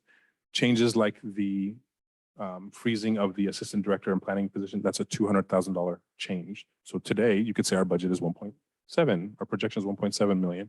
We could also make another change and make it at 1.6 million, 1.5 million, but you still have that $1.5 million deficit that's going to grow. And how are we going to make those changes? And so we need time to be able to make those discussions, make those decisions, and come back and have a spirited discussion of what that means. And also talk about what services can we continue as a town and what things can we forego. And this is new to the town of Portola Valley. And this is kind of the reality check for Portola Valley. And we're not used to that. We're used to a very high level of service. We're used to the phone being answered. We're used to having people in our town hall. And all of that has to be looked at. And all of that is going to have to change depending on what our discussions are and what the direction from council is on what you want to see in the future as a town. So with that, I will end my presentation and open it up for. Thank you. Thank you very much, Sharif. I will first bring it to council for questions. Who would like to start? Jeff? I'll start. So the planning shortfall, so the planning department, and sort of this ambiguity around how much revenue we're actually getting. And that's the Nexus study would be one of the main steps for addressing that. Do I understand that right? Your mic. The Nexus study will help with the dollar amount and how we get there, but we internally have to figure out and make sure how we're billing, what we're billing for, right? And so I'll use the example of an attorney. Attorneys are very good of knowing, I made this phone call, I should bill for that, and I shouldn't. I talked to this person, I said bill for it, and I shouldn't. Same thing with the planning department. Someone comes to the front desk and asks a question, that's not necessarily a billable response. But if they're working on someone's plan for their remodel, then they write down those hours and they then charge for that. So that we have to do internally and make sure that we capture that. And then my next question, reducing the legal fees or that new legal fee target, how do we actually manage or enforce that? Or is it us just not calling Catherine? Is it sort of, I mean, I'm just trying to think of like what's, what actually drives that? Is it just the big projects and do we just manage? It's a little bit of everything. It's the making sure that if we have staff capacity to do something as opposed to an attorney, we certainly want to welcome that. Also, because we don't have the huge lift of the housing element in front of us anymore, I do believe that will obviously change. Anything else that we can do in-house versus having an attorney review would certainly help with that. But then you also need regular reports, right? It can't be this black box of, oh, it's 6 months later and we're over, right? We need to have proper reports so that you can keep an eye on and we could have a running rate and a tally of what our attorney fees are moving forward. The fiscal emergency, I mean, can you just broadly, what are the requirements or what does that, how does that work? Yeah, I will defer to Tony because Tony was actually part of a fiscal emergency in one of the cities that he worked at. Well, I was actually going to add on to the town attorney, but right now in the budget, it's buried in non-departmental. So one of the revisions we'll make is we'll actually put the town attorney create its own division in the budget so that you'll see the costs when we provide our budget. And then I did not hear the question about fiscal emergency. I It's apologize. just generally what if, I mean, what the requirements would be for a fiscal, I mean, what it looks like if we were to declare a fiscal emergency. So I was actually involved with two fiscal emergencies, one with the city of Pacific Grove back in 2007. We passed a 1% sales tax measure right as the housing crisis was happening. The second one was at Scotts Valley, and we passed a 1.25% sales tax measure that passed before the shutdown. And so, but there is a process. The first thing is council has to declare a fiscal emergency, and that creates some special powers. Other ones for the town we had unions, collective bargaining agreements, the town manager could unilaterally make some changes. But since we don't have unions that would not apply here. But yes, declare a fiscal emergency so that you can put a general tax measure on the next election. But you still have to do that within 90 days or before 90 days for the next election. And then from there, once you get that point, then it's do your polling, make sure you got your roadshow campaign. And that's how we did it in both cities. But it all begins with having reliable numbers. That's the questions I have right now. Well, Mary, do you want to go? I don't. Nope, I'm passing. Okay. Craig? I have many questions. So my first question is, has anything changed since yesterday? Since you said that, this is The hot off the the presses. strike through of the $600,000 Yeah. Oh, okay. sheriff's saw that. But I mean, substation. anything Nothing else Okay, changed great. substantially, no. All right, thank you. So, one thing I've heard is that, well, without the audits, we don't know what the size of the reserve is and a bunch of other stuff. But, are there a set of planning assumptions that we can make without the audit? Like, can we approximate it down to like 5% or something? Or is it truly just this completely floating unknown? We're still posting items to the general ledger for 21, 22 and 22, 23. They're incomplete. And I don't have the history of working in Portola Valley, so I really can't say, oh, I think revenue is going to be here. We normally get this. I mean, but I can't go back in history for the last 2 fiscal years because it's incomplete. And situations have changed 3 to 4 years ago. So I really cannot approximate what that fund balance is going to be for 24, 25. So then I guess my follow-on question is, can we accelerate the audits? I mean, my concern here is if we're this is preliminary and I get that, but if we're going to try to do a full budget in September, are we going to have enough information then to be able to have this discussion? Well, we're currently doing 21, 22 and 22, 23 concurrently. They're actually auditing both fiscal years. My understanding is September is the target date, and then 23 and then 23, 24 is going to be Correct. in the second. And this has been asked before, Councilmember Taylor. Not only are we at the mercy of our own staff and entering things in, but also entering in current items, we're also at the mercy of the auditor themselves. So the auditor, as you can imagine, I'll make a number. They have 10 cities that they're reviewing. They can't drop the other cities that have been scheduled a year in advance for us. So we're on their calendar as well. And in order to get on their calendar, they have told us that they will get all of our audits done by December. And if you recall, when I first came and we had our Christian company report, Chris's estimate was 1.5 years. And we're on a much faster target than the 1.5 years. So we're actually ahead of schedule to get all 3 of those audits done by December. And so we're working as feverishly as we can to get that. But I understand it's very difficult when you don't have that number in Right, place. yeah, so, and I appreciate that. I guess what I'm looking for is, it's important we get the audits done, but at some point, we have the basic information before the auditors have even looked at this stuff that would at least give us okay, look, we've got all the stuff entered, so we think this is roughly right. I mean, is there a time that that's going to happen? Because again, when I look at this, my concern is that we're going to get to September and we're still going to say, oh, but there might be another $500,000 sitting out there that, you know, in expenses that we don't know about. So I guess that's what I'm looking at, is some way to bound this sort of unknown set of expenses. We just can't commit to that because Tony's been here 3 weeks. I've been here 9 months. We don't have that history. We don't think there's a surprise anomaly out there. You could do the back of the napkin math and say, if we had a $1.9 million deficit now, we had a $1.2 million deficit last year. 3 years ago, the town broke even. So I would assume, and that's a very dangerous word in finance land, is that you probably had a $300,000 or $400,000 deficit the following year. The sheriff contract came along and it's probably $1 million. I would venture to say you went from breaking even to a $300,000 or $400,000 deficit to $1 million deficit to 1.2, and now we're at 1.9. There isn't anything floating out there that we think is a surprise. Oh my God, there's a $400,000 bill that we missed, or $500,000, but we just can't commit to that. And that's the issue that we have. We feel that what we have in the bank, the $5 million in reserves, is probably accurate, but you wouldn't be able to have one of us in public say, we feel with confidence that this happened, when they're unaudited. Once it becomes audited, then you say, these are our numbers.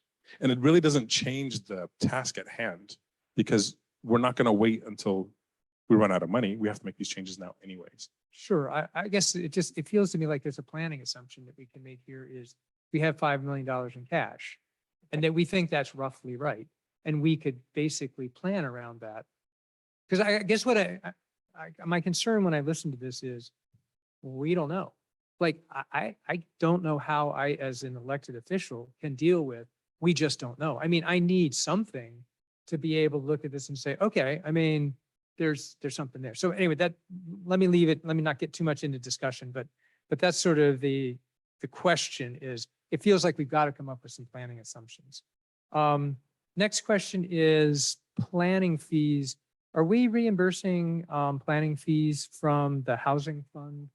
Because I know there's some stuff, you know, like the White's property and stuff that we agreed that we would cover a bunch of expenses, but we also said we'd take them out of the housing fund. So, I mean, are we doing the proper calculations so that we're taking it out of reserved funds and putting it into the general fund effectively? So there is the item that you're referring to with the Whites. That reimbursement has been completed. It's in as a part of our journal entries. So it has been refunded back to the general fund from the housing fund. That is the only item to date that has been reimbursed Okay. from Great. that fund. Okay, thank you. The next one is, and I realize you weren't here for this, so this is a little bit, but can you explain a little bit the point of the ARPA funds? And I mean, I would have thought that they were there to sort of get you through COVID, but somehow it seems like we're coming out, like COVID's passed, we're coming out the other side, and it seems like we use it to pay for sort of non-special COVID things. Like if you're saying we use it for the sheriff's contract, I mean, that's something we know we get year after year. So can you help me understand a little bit better? Like, I get that we don't have it anymore, but it seems like somehow we became dependent on it. Yes, so for the ARPA funds, that was a fiscal emergency. The federal government provided us with 2 installments of payments that were received in fiscal year 22 and fiscal year 23. Those there were a few different options to select from in terms of how those funds could be used. The option that we selected, which was the option that most cities went with, was revenue replacement. And it didn't necessarily have to be tied to a specific COVID expense. The main item that you could not use that for was to pay for retirement costs, pension costs. That was the main exclusion. But other than that, you can use the funds for any other items that you would use general fund expenses for. So with the ARPA funds for the past few years, we did opt to use ARPA funds for a majority of software costs as we were moving more into a digital framework, online facing framework with the town. We didn't have very many online services. So we did need to bring, because of COVID, bring a lot of our services online, which then entailed bringing on new software. That is where we used the majority of the funds from ARPA that we received. Of course, with software costs, those would be ongoing costs. It's not just a one-time. There is one-time implementation costs to get that software up and running, but there would be an ongoing annual cost to keep that software functioning and servicing for the public. Because we did still have a large majority of ARPA funds still available for use, we did opt to use a portion that was still remaining from ARPA for the current fiscal year to offset that increase for the sheriff's contract. Okay, thank you on that. So my next one is, I'm trying to understand as we go through this budget, like, how do we set expectations with our residents and translate that into the budget? In other words, people say, well, I'm expecting a certain level of service. I mean, how do we tie that to say, well, this level of service costs this much, and if you want a different level, more or less, you can reduce or increase. How do we do that calculate? How are we going to have that analysis? Because again, as a council member, I'm trying to figure out, we're for a certain budget, certain overall budget, I'm expecting a certain set of, things that the residents of the town are going to receive. How does that going to get documented in a way that's accessible to both us on the council and to the residents? That's exactly what the UV study is going to be trying to determine the cost of service that the city or the town provides the student, and what the recovery rate is. And then council will then get an opportunity. Do you want to recover 100% of the costs, 80% of the cost, 60% of the cost? But that user fee study is going to determine the actual cost of services that the town provides. So will that include things like answering the phones? Like and not on a, I have a project I'm calling. It's not going to be that detailed, but it's going to be, here's your planning services. And yes, there's going to be a customer service component of it. Okay. But it's going to, planning is going to cost X amount of dollars to provide the service. And, whatever our departments that do handle or deal with the public, that those, the resident receives a specific benefit from that department, that cost will be identified. Okay, I guess what I'm looking for is I'm trying to figure out, how does customer service get reflected in the budget? Like that's sort of the thing I'm trying to look for here. I mean, I hear what you're saying about the fees. That makes sense. And if you come in and you want to talk to a planner for an hour, we need to make sure that we get fully burdened, costs on that planner. But, But customer service is a little different, and I think you've, go ahead. That's our, we're providing the service. Part of it is the departmental review to say, make up a number. Our building and planning department costs us $4 million a year. Yep. And in order to do that, you have 3 staff, this many consultants, and your phone calls get answered and your permit gets reviewed in a certain amount of days. The other piece is based on the payroll. Say, okay, if you want to walk into town hall and speak to somebody and have someone greet you, that FTE costs X amount of dollars. Council, would you like to still have a person greet you at the front? If not, then we can talk about a different solution. Would you like to have your emails reviewed and answered within 2 days or 3 days? That might make the difference between 1.5 employees or 2 employees. Would you like a technician in Public Works to answer your calls for easements and different pieces? Or would you like to go to a voicemail and we get back to you? That level of service has a cost attached to it. Sure. And so that's kind of the direction that we would need from council, because we're so small, it's not a very difficult discussion to have. It becomes difficult because it's so small, but you can say, what's the level of service do you want? And so do you want the town hall to be open Monday, Wednesday, and Friday, and we're closed 2 days and we have less staff to do that, and that's a little less cost? Then that's a discussion we can have. So yeah, there's different ways we can quantify the level of service for the community. Okay. My next one is, when will we have a planning department plan? like, it freaks me out, I gotta say, that we're, like, planning is clearly like kind of the biggest issue that faces the town. And the idea that we don't have a planning director and we don't have a plan for a planning department. So when are we gonna have that? I mean, obviously it's gotta be before September, but what's? Our do you have a goal is sense? in the summertime, in the next 2 to 3 months to have a plan. And that's why Terrence is here. John Biggs comes on board to help us with that. And then we also want to engage with council and the community of what that plan would look like. Okay, great, thank you.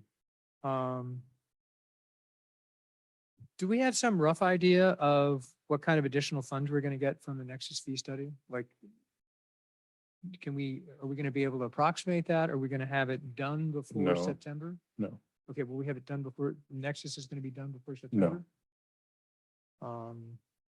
Okay, so again, this kind of goes back to my earlier, like, I'm struggling with how we're gonna look at this thing in a rational way with all these sort of complete unknowns, like, and all the stuff I've done. you have to RFP out for a Nexus study. You have to RFP out for your user fee study. You need a director of finance to conduct a user fee study. There's all We have these, that, that's good. yeah. So there's all these things that have to come into play to get those done. Yeah, yeah, 1 out of 3, exactly. Mind just on that, if I ask a quick follow-up? No, please. So go ahead. what is the anticipated, like, just because we've never been involved in one of those, so if you could just lay out what typically, what you would expect that process to look like and when we'd get the results? I mean, putting us on the spot, Okay. right? it's Looking hard. at Tony, Okay. I would say before Thanksgiving and after summer. So, Okay. you know, okay, September, that's October fair. kind of thing. Yeah, So just to, greater than 3 months, less than 6 months. Okay. Yeah. I personally, I think Tony, I will speak for Tony because yeah. can. I personally would not see this as a next calendar year piece. This is something that would have to happen within the next 6 months in order for it to be fruitful, relevant, and have it for us, right? So this is not a December thing. This is not obviously July, that's next month, but in the next coming months, we can literally post for a RFP and for the Nexus fee study very shortly. In weeks' time, we can post for an RFP, have a deadline for folks to bid on that and then get that going. So.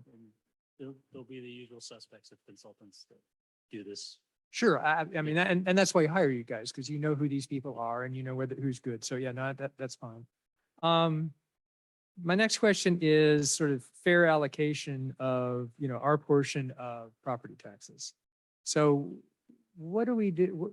What's the analysis there? This is a tricky one because I want to say asked and answered, but that's not good enough for this discussion.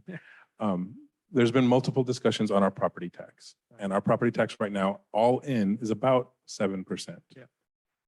We get 4% on property tax right off the bat, and then we get what's called the TEA allocation, 6.99%. Tony's correcting me, but we get about 7%. We get I'll round it to 4%. 7. for now, We yeah, can no. round it up, but. We get 4% on the dollar. I think it was 7%. And then there's all these weird calculations that happen in the 60s and 70s and these TEA allocations and things. But at the end of the day, when someone asks you as a council member, what do we get? It's about 7%. That 7% was a calculation that's been Prop 13 based, that's based on calculations in the 60s and 70s. And there's discussion of, did we get the raw end of the deal? Did something happen? Why aren't we getting our fair share? That might possibly have happened in the 60s or 70s. However, I did hire Paula Cohn. Paula Cohn did an analysis of our property tax assessment. She did actually call the county, talk to the county. She did her own TEA assessment and analysis. And at the end of the day, the punchline for yourself as a council member and myself is that we are getting what we're entitled. Is it fair? That's a different discussion. Probably we should be getting more. As you know, other towns, depending on the infrastructure, whether you have infrastructure of a hospital or a community college or other pieces, their property tax base changes. So a neighboring city or town like a Redwood City might get 13 cents on the dollar. Los Altos might get 11 cents on the dollar. It all depends on their infrastructure and what has happened since the 60s and 70s to build that tax base. Because we remain small and because we don't have any additions for the past 40 years, we've basically stayed exactly the same. That 7% we're stuck with, for lack of a better word. I don't think we're slighted. There may be some monies due to us, but it's not going to be this magic number. And so we'll continue to look at that, Councilmember Taylor. I'm going to invite Paula to come back and do another presentation, if you will, to Finance Committee on the TEA, so we can kind of look at it again and have that specific discussion. But at the end of the day, we believe, and I say we with, Paula, the expert on my shoulder, saying we believe we are getting what's entitled to us for property tax. Okay, yeah, and I would certainly like to see that study. And particularly what I'm looking for is sort of a comparison study. Because I mean, what I heard Paula say was, well, I went and talked to them and they're doing the calculation correctly. Well, that's fine. but And, that- and Paula speak is I interrogated them. I Yeah, didn't take it for, fair- so she needs to yes. explain what she Right, said. fair enough, for sure. but it's still we're getting the allocation that they think we should get, which is different than whether we're getting a fair allocation. And so being able to compare other comparable jurisdictions, particularly within the county, I think would be useful. And I don't remember seeing that. That from was, Paula. that was in the report. What Did was it? have- She did have a breakdown of what the different cities in the county. Yeah, I guess. And It I was don't such an overwhelming meeting though, Councilmember Taylor, as you know, it was like just a And huge and I amount of don't want to get information. too far into We'll this. I highlight just- that out and parse it out for us to We'll see. highlight it, and I'd like it to be a little bit more, we are like this other city, like, comparing us to Redwood City is ridiculous. We got Colma, we got Woodside, there are She has a some- report that laid out the TEA towns, the TEA cities and compared us and have the analysis. We'll break that. Do you- It's do you wanna called speak- TEA. Yeah, do you want to speak to that acronym? I do not. It's tax. equity, Tony allocation, knows it. Yeah. Tax Say that again, Tony. the Allocation. Yeah, great. And I don't want to embarrass the city manager, CIP's capital improvement plan. Yeah, I said Yeah. construction on accident. The project That's is capital from, improvement. is from accounting 101. Yeah, Yeah. that's what I was gonna, but thank you for correcting. Thanks for the 'cause correction. Yeah, Tony. because I would have said it was in. capital I'll talk to him improvement. later about that. Thank you. Yeah, exactly. Yeah. So, He said it. I was worried. All right, so then I guess my last question, and it sort of leads back to some of the earlier questions. So we have a reserve. How accurate do we think the size of the reserve is? And then we sort of said we set aside capital improvement projects within that fund. What is that number? Because I got to say, it's probably in here someplace, but I couldn't find where it is. We can actually ask Cindy to pull up the screen and show you the amount. Well, I don't even, I And mean, I so just trust it's you. about $5 million that we have in reserves under council discretion Right. for different purposes. Are we positive that the $5 million is $5 million? We are not, because we still have those 2 years that may draw from that $5 million. We don't think there's a surprise, $500,000 in there, but we don't know what that exact number is. We will get that when we have our 2 audited years, Three 3 audited. audited years once we finish this year. And then your question about the CIP fund, the not construction, the capital improvement fund. Right. You do have a council set aside fund that's part of that $5 million of $1.4 million for special projects. 1.4, okay. Thank you. Okay, great, thank you. Appreciate your indulging me. Judith? Sure. Let's see. Sharif, are your slides going to be available to the public? Are they already? Of course, I will Okay. post them tomorrow. Post them tomorrow. Thank you.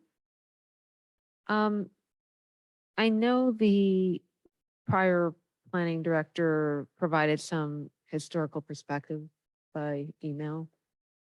Have you had time to look at that, and do you think it will be helpful to some of the questions around planning? Yes, Awesome. that's the exact question we talked about. The $200,000, the Right. same question is exactly what was highlighted. So yes, The question was whether you've already considered it in this proposal or whether that's new information. to be- no, it's not new information. That's what you brought up about the $200,000 missing piece. Correct. So we have already taken that into consideration. Sorry, say that again?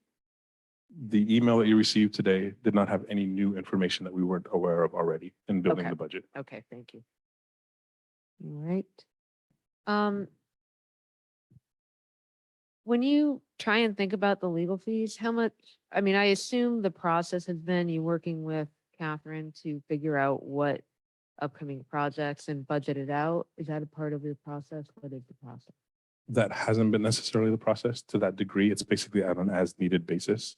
So in the future, we do need to talk about what the budget is, what should the priorities be, have a more robust discussion of attorney use moving forward.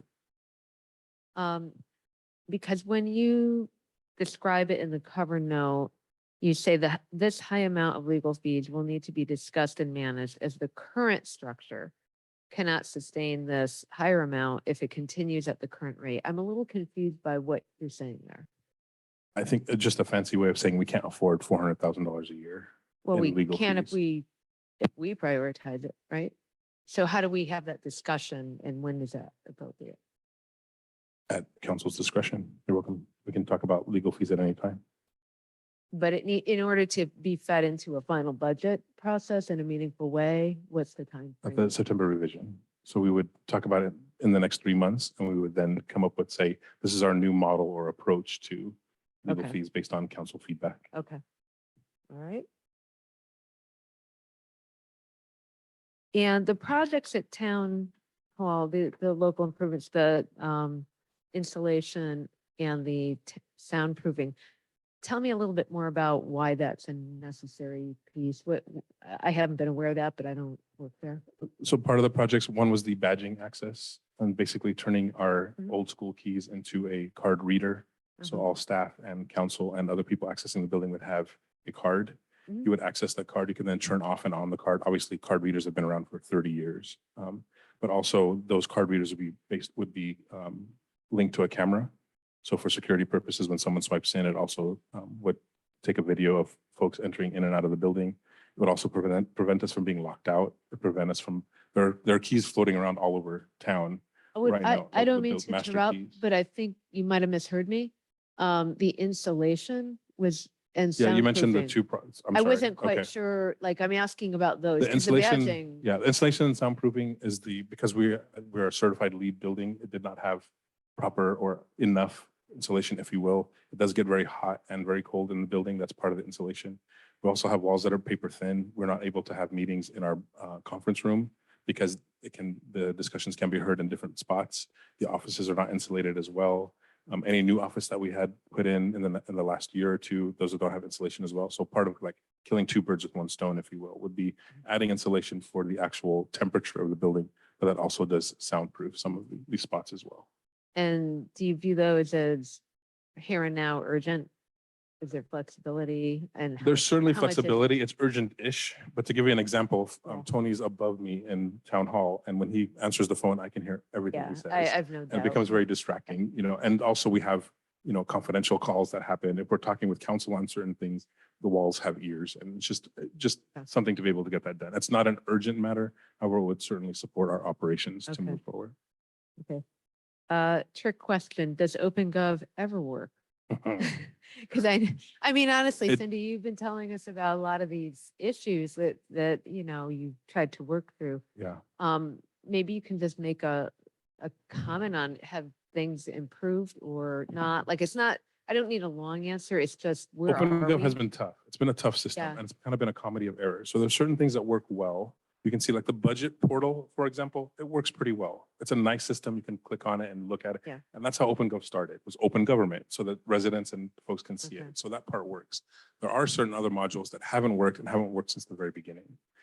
We do have our new finance director here. We have Cindy here, and we want to be able to see, can we get the system to work to our needs? If not, there might be a discussion to say, you know what, maybe it's time to move on from OpenGov. The fortunate part of us being a smaller town is we didn't spend $4 million on the system, where other towns are like, we're stuck. But we're really going to have that heart-to-heart discussion. And it might also be, council member, maybe we keep the OpenGov portal for budgeting, Good. but then the general module, the other things that happen behind the scenes, the accounting piece could be a different software Yeah. system. Yeah, I'm not looking to solve everything Yeah. today. I was just kind of, But something Where has are to we in give, the and we just can't spectrum? continue the same, Yeah. and I'll say it, madness yeah, year after year, so. okay. The finance committee major concerns. Now, I would have loved to have listened to the whole thing. I listened to part of it. The 600,000 you said you took out as a result of feedback. Were there there were no other adjustments you made? Were there high level matters that we should be aware of as we're approving this evening? The biggest, obviously, piece was that $600,000 Yeah. piece. The assistant director position is another one. Okay. What other high ticket? Our budget really isn't complicated at the end of the day. As you know, we have a certain level of staff. We then have a certain core of consultants that we use, and then we have our legal fees. And so it's really a three-prong approach. There's not a ton of other operations. So it does come back to the level of what do you want the town to do, and how do you want it to serve the residents? And that goes into then how many employees would you like? How many consultants do you need to get the job done? Yeah. I mean, to me, that I don't want to get into too much discussion. That's kind of a chicken and the egg thing, because I have questions for you about that that are legitimate just questions, like how do I get informed enough about what the issues are to engage in a discussion? But let's leave that for a future day. That's not going to be helpful tonight. Implications of a declaration of emergency. I'm assuming you think we hit the trigger or might hit the trigger in the near future, right? Yes. Okay, or have, Yeah. or whatever. I would want to know, if you don't want to answer now, that's fine. What are every single negative implication? What are we not going to be able to do? What are we going to have to restrict or whatever? But We if can that's certainly not- provide that. At the end of the day, and I'll look to 22, it's not as dramatic as we think, but obviously the words fiscal emergency trigger a response. But it's not that, we have a fiscal emergency and then we can't pay X or do different pieces. It Yeah. just highlights the fact that have a structural deficit, if Mhm. you will. So already now, let's say we wanted to apply for a grant for $100,000. Very first question is, show us your financials for the past 3 years. We Right. don't have it. You don't have to say we are in a fiscal emergency to not have it. We just don't have it anyways. So it's not as, there isn't like this magic thing that happens Okay. when we say fiscal emergency. It really is to allow us to have that election moving forward. And it would last until it's fixed or addressed. Okay. Correct. All right.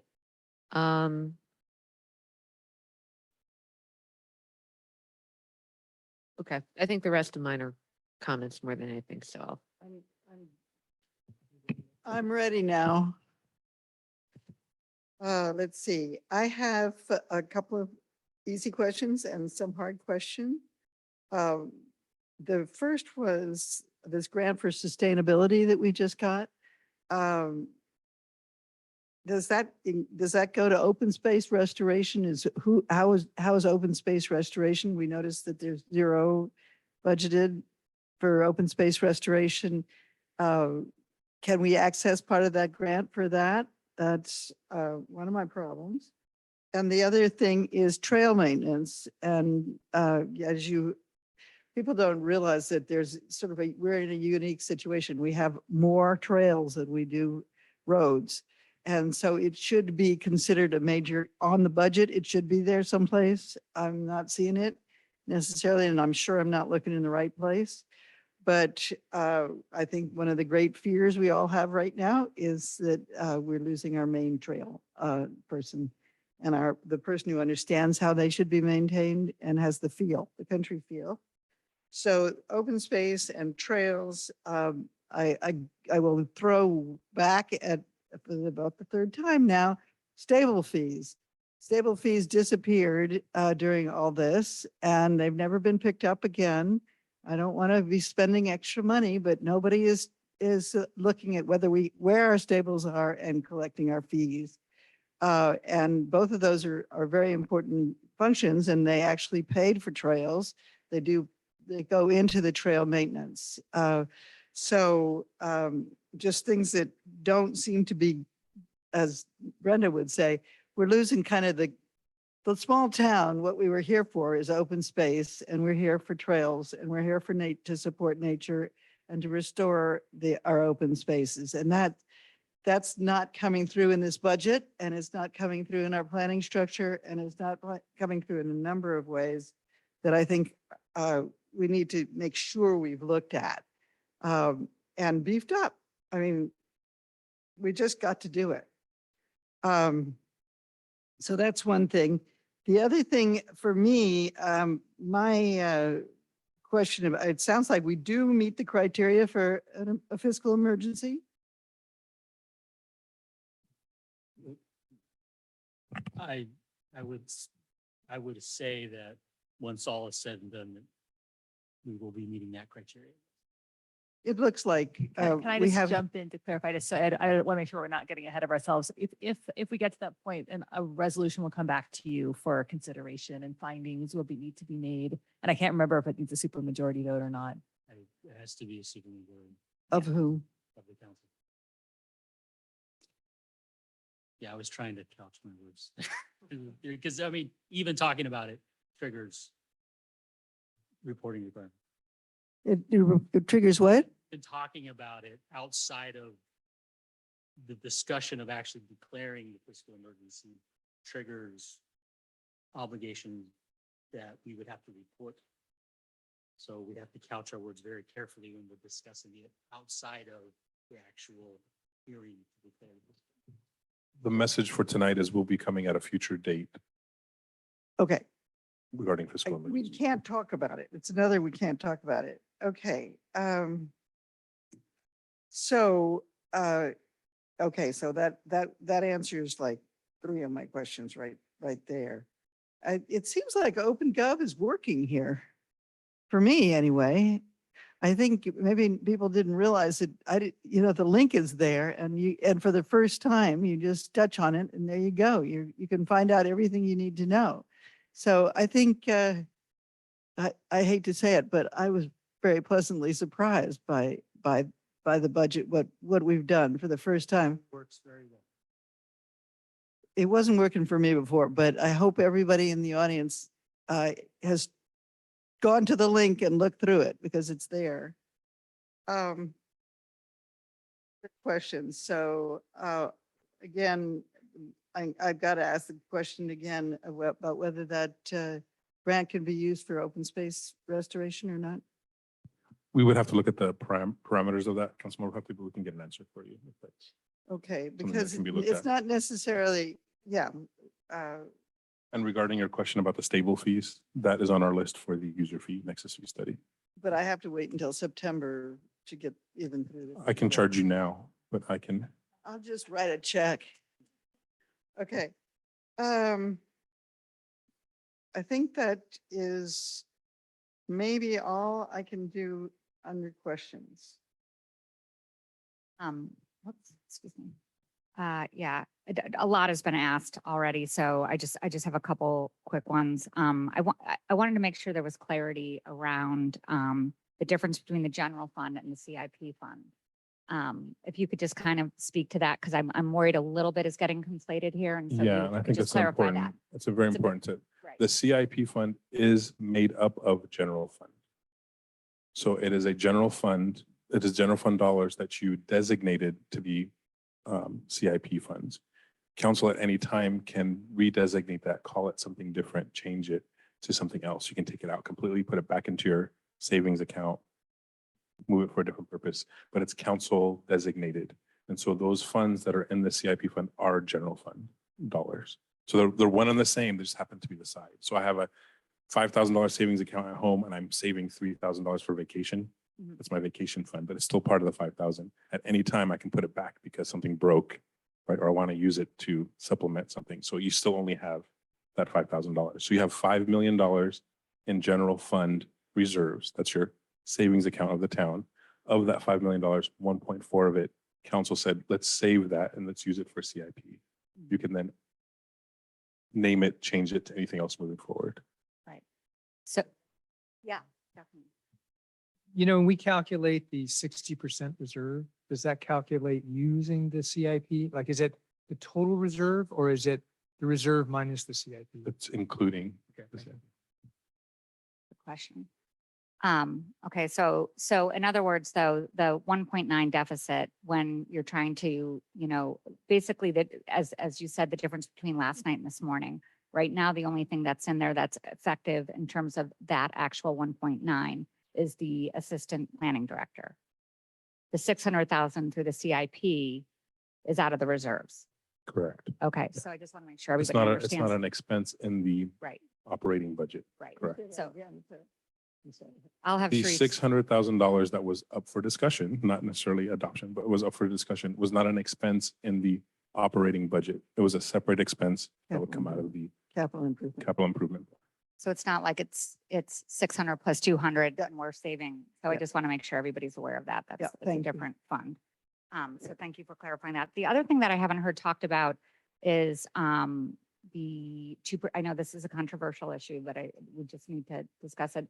The 2% UUT that's allocated to the open space, both that amount and the interest income off of that amount. If you could speak to where those funds are allocated, right? What the total is, both in the 2% and the interest income, and where that is in the budget right now. Before going into that detail, Mayor, what may I suggest is that this is actually what's under discussion by Finance Committee. Is Okay. that 2%, what the recommendation will be moving forward. There was a request, you saw the letter from the Open Space Committee about what to touch or what not to touch, if you will.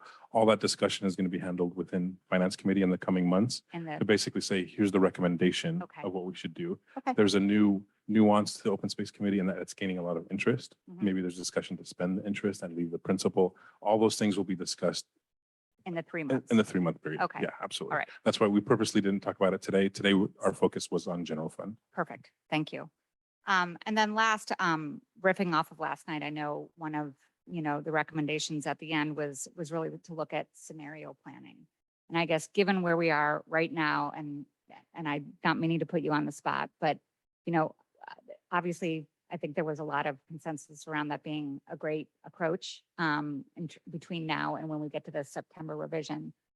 Is there anything that you can share? I know you haven't had a lot of time since that meeting to think through it, but how you would think about going about that? I know, starting with a balanced budget was something that was proposed. Obviously, that seems like, I'll just say, It's a doesn't tall seem like that order. could, Yeah. we'd lose half of our staff in town, and I just don't think we'd be able to function. So that might be not be the floor, but like, how do you think about that? If you could just talk about how you.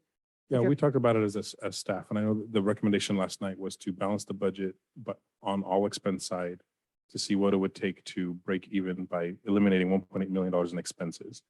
I feel that's a very tall order in 90 days. I do feel it's a very scary order. I don't know if that's the direction of council as well, because there's only so much you can dive into and do when you have staffing and consultants. There's not much Right. in there. And so I think it needs to be a balanced approach. Mhm. I do not believe, as your town manager, as a finance director, Tony, assistant town manager, Corey, I do not believe that you can balance the budget on expenses alone. I don't think it's possible. You really must have some sort of revenue enhancement moving forward, if not for just the sake of your increased sheriff's contract, your increased safety for the town, whatever it may be. But that this model that we have, this fiscal model that we have has been out of balance for 4 fiscal years. And so we need to change that model. And I don't think it can be done only on the expense side. We can certainly have those discussions and talk about that. I do feel there is definitely room in the expenses to come up with decreases and savings, and we can certainly present those to you. And that's our intention, is to bring those back in September to talk about. I don't think going to the $1.8 million as a number is something that is necessarily attainable and without scaring the bejesus out of everybody, whether you're a staff member or a council member or anybody else. I don't think we have that level. We're not a for-profit. We can't just say, close this branch, stop this brand, Right. eliminate this SKU. I think there needs to be more discussion to that. I think it goes back to part of what Councilmember Taylor said, is what are we getting for our money? What do we want the town to look like? When do you want the phone answered? On what days? How much does that cost? Then we can make a decision. Should we look at that in the next 3 months? That's exactly what we're looking at moving forward. So I guess a follow-up to that is, in addition to just the budget here, do you, based on the continued work of the Finance Committee, are you looking for direction from us? Are you comfortable with the direction that you have from them at this point? You don't need us to lean in to give any further guidance, or is there something that would be helpful to you guys to get consensus on from the council, that we can assist in that? Obviously, there's every angle for a budget when you put a budget together, right? Finance Committee can make their recommendations. We make our recommendations as staff. At the end of the day, town council approves the budget. And so we need direction from town council to say, move forward with this, bring back this. Here's the task at hand, and then we can do that. So certainly direction from town council is what we're looking for moving forward. I did not, and last night's discussion was very passionate. I did not come yesterday with solutions, because I didn't have a solution, because we just put the budget together. And that's why we're asking for the final versus the preliminary, because we have to come up with solutions now. Now that we're getting closer to what we know, now we can start in the solution mode. And so Finance Committee is coming up with their solutions or their suggestions. They're also looking at revenue enhancement. We'd also like to hear from council. I'll use an example that has nothing to do with this town. You work for a hospital and you have a budget deficit. The board tells you, do not touch children's services. Even if it loses money, our goal is to work with children. Got it. Do not touch this new branch of homeless services that we got it. That's the direction. Then look at everything else, right? So at some point, whether it doesn't have to be tonight, but at some point in the future, council would say, do not touch X, because that's most important to us as a town. Look at this piece, look at that piece. This is where we're willing to compromise as a town or as a town council that's where the direction for us will come in. And so in terms of that process, do you expect between now and when you would come back with this September revision, there might be an update to the council so we could give that direction? I think so, Because yes. we're not at the point where we have the information where we can really give that kind of clear direction. Correct. Tonight. Yeah. Okay, thank you. And also, make no mistake, we're not starting from scratch. We have council goals. Right. You've said what's important to you as a council. You've said what we want to do moving forward, whether it's sustainability or trails or maintenance or our town. Those pieces have been laid out too, so. And then lastly, I just want to point out, Cindy, correct me if I'm wrong, we've always had a September revision. So this is, at least since I've been on council. Not always. Okay. We did start, I want to say 21, 22. Okay. And that was our first September revision. That we have discussed it in the past as to bringing it back, and there have been a few reasons as why we haven't brought it back. Okay. But we, it's something that's more recent. Yep. Yes. So one follow on Sarah's was, if we stay at our current run rate, when do we run out of money? Because it didn't actually get to that explicitly. And that's the number we don't have. And so bigger than a bread box, smaller than a, right? It's less than 3 years, more than a year and a half. But the finance committee came up with a number yesterday. I believe it was 26 months is what George mentioned.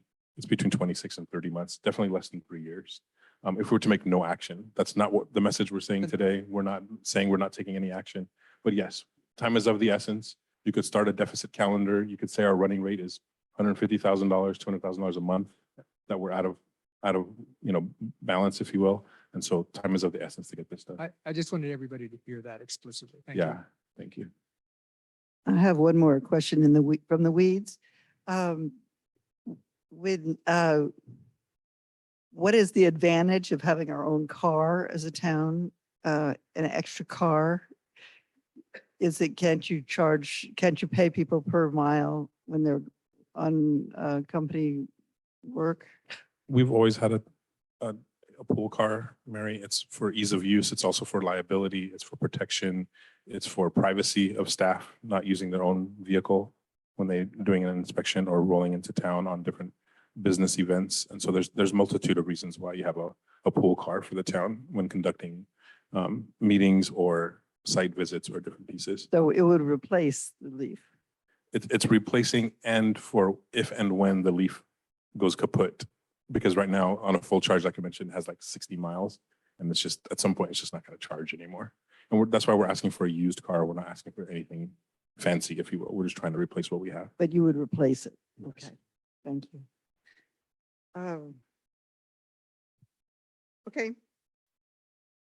I'm Any other good. questions? Otherwise, I will ask the question that I've asked before, I suppose, which is, how is it that we go ahead and okay the farmer's market $6,000 and okay the cost of living expense raises before we confront the budget issue and before we hear about the fiscal emergency? Can we possibly make those part of the thinking about the budget? We always have fiscal impacts to our report. So there's a fiscal impact to cost of living. There's a fiscal impact to the farmer's market. At the end of the day, we're still a town. We're still a $12 million company, right, that serves the public. And so we'll always bring that fiscal impact for consideration for council to take a look at.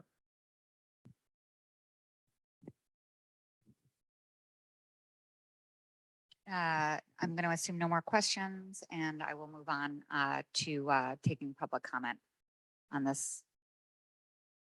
It's 9:15 perhaps. I for one could probably use a break before we go. No. Strong. All right, before we go to public comment, we're going to take a break. It is 9:20. Let's resume at 9:25.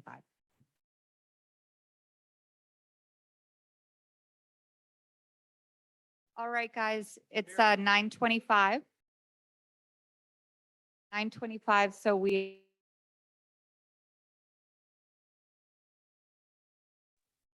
all right, guys.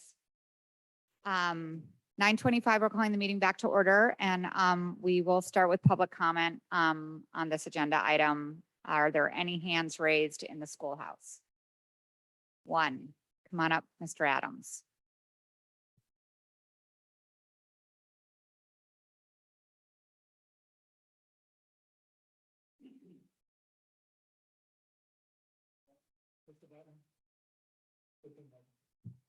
Bob Adams, is that better?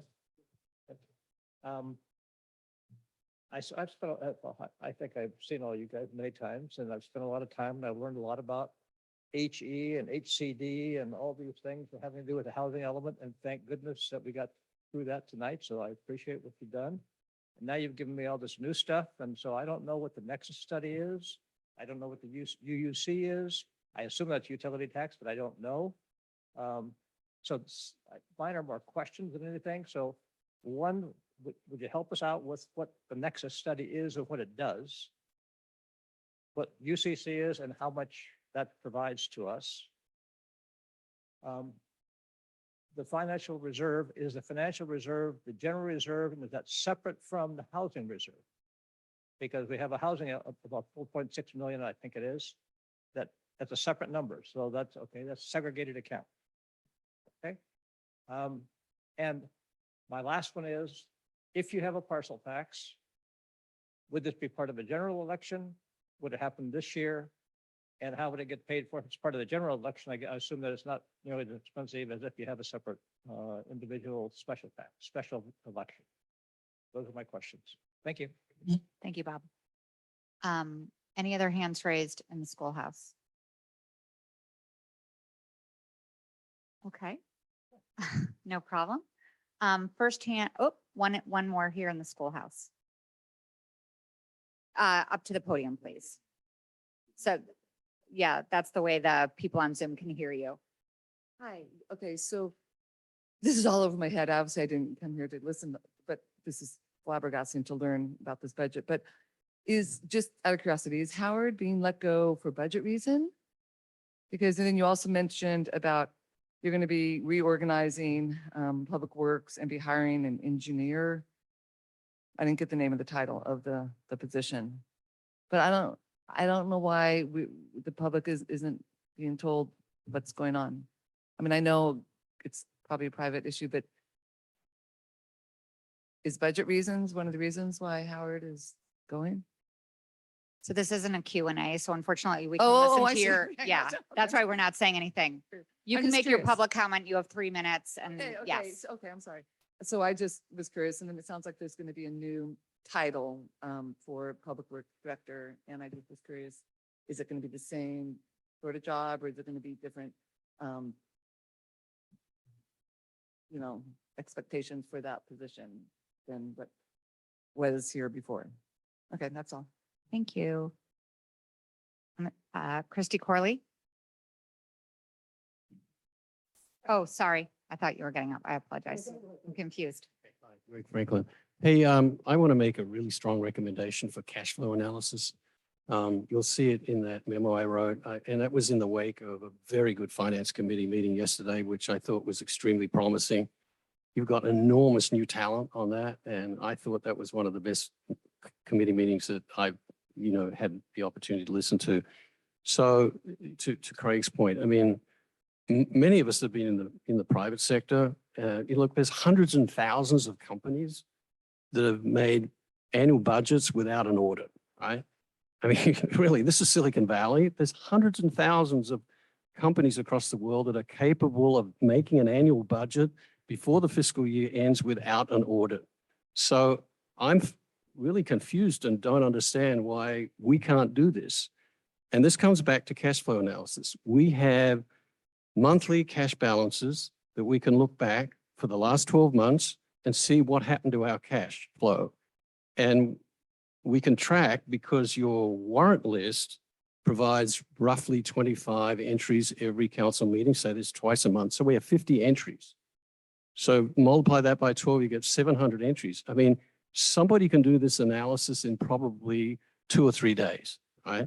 Look back at our cash flow analysis, see where the big numbers are. What are they? Are they likely to be repeated? Are they one-offs? That kind of stuff. We should be capable, and certainly with the resources in this finance committee and the talent there, to help the town and Sharif prepare a forecast well before September. Thank you. Thank you. Any other hands raised in the schoolhouse? Yes, Christy.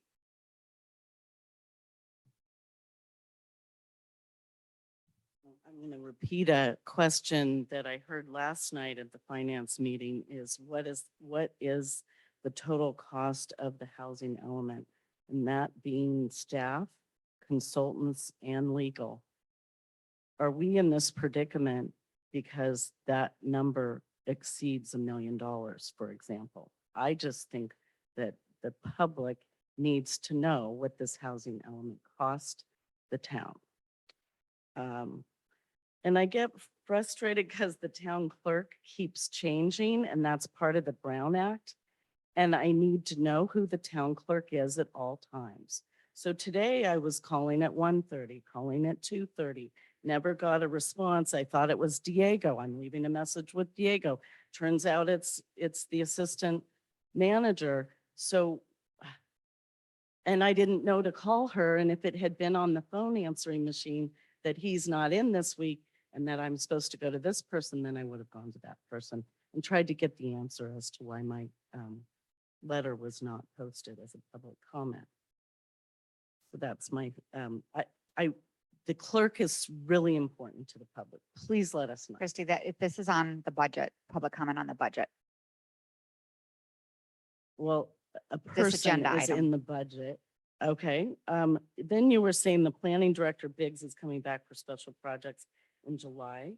And that is a contractor position, and we are looking at contractor positions to reduce costs. So I'm just curious how long his contract is.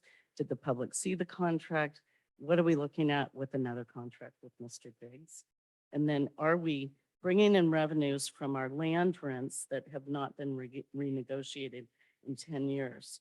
Can we improve our revenue gains from our land rentals? And I think we've been asking for this all year. And maybe one other, but it's probably not important. I think it was already answered. All right, thank you. Thank you, Christy. All right, I don't think there's any other hands in the schoolhouse, so I will move it over to Zoom. First up is Dale Fowl. Dale? Yes, good evening. Can you hear me? Yes. Great. Thank you very much for taking my my comment. Clearly, I am impressed with some of the information tonight, but I am also appalled. I strongly support Greg Franklin's comment that you don't need an audit to do a budget. He's been in private companies. I've been in private companies. You do it all the time without an audit. Also, I would like to support very much some of the recommendations that came out of the Finance Committee last night that, gee, folks, we are in kind of a precarious scenario with maybe 26 months of runway before we go to zero on cash. And at some point, we're going to fall under our requirement for the reserves. You know, we need to have a balanced budget. And I think the council really ought to strongly suggest we have a balanced budget. Third comment, if Sharif is correct and we're burning between 150 and 200K a month, you know, from looking at the warrant list, it looks like that's what we're spending about on consultants and legal fees. Maybe we just send those to zero in the meantime until we can get a handle on this. I mean, this is a critical scenario, and I also heard from Sharif that without an audit, and again, some of us in this town have been saying that we've needed an audit to be up to date on our audit for many years, and we were blown off by prior town councils. But Sharif said he doesn't know what we're spending and he doesn't know what the reserves are. So how can this council go forward in authorizing any kind of deficit spending without knowing what your reserves are?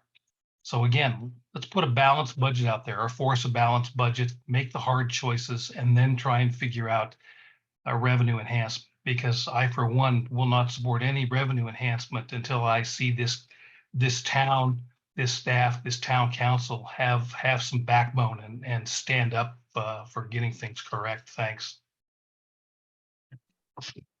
Thank you, Dale. Next up is Rita Comas. Hi, thank you for taking my comment. I attended the meeting yesterday, the finance meeting, and it's no surprises.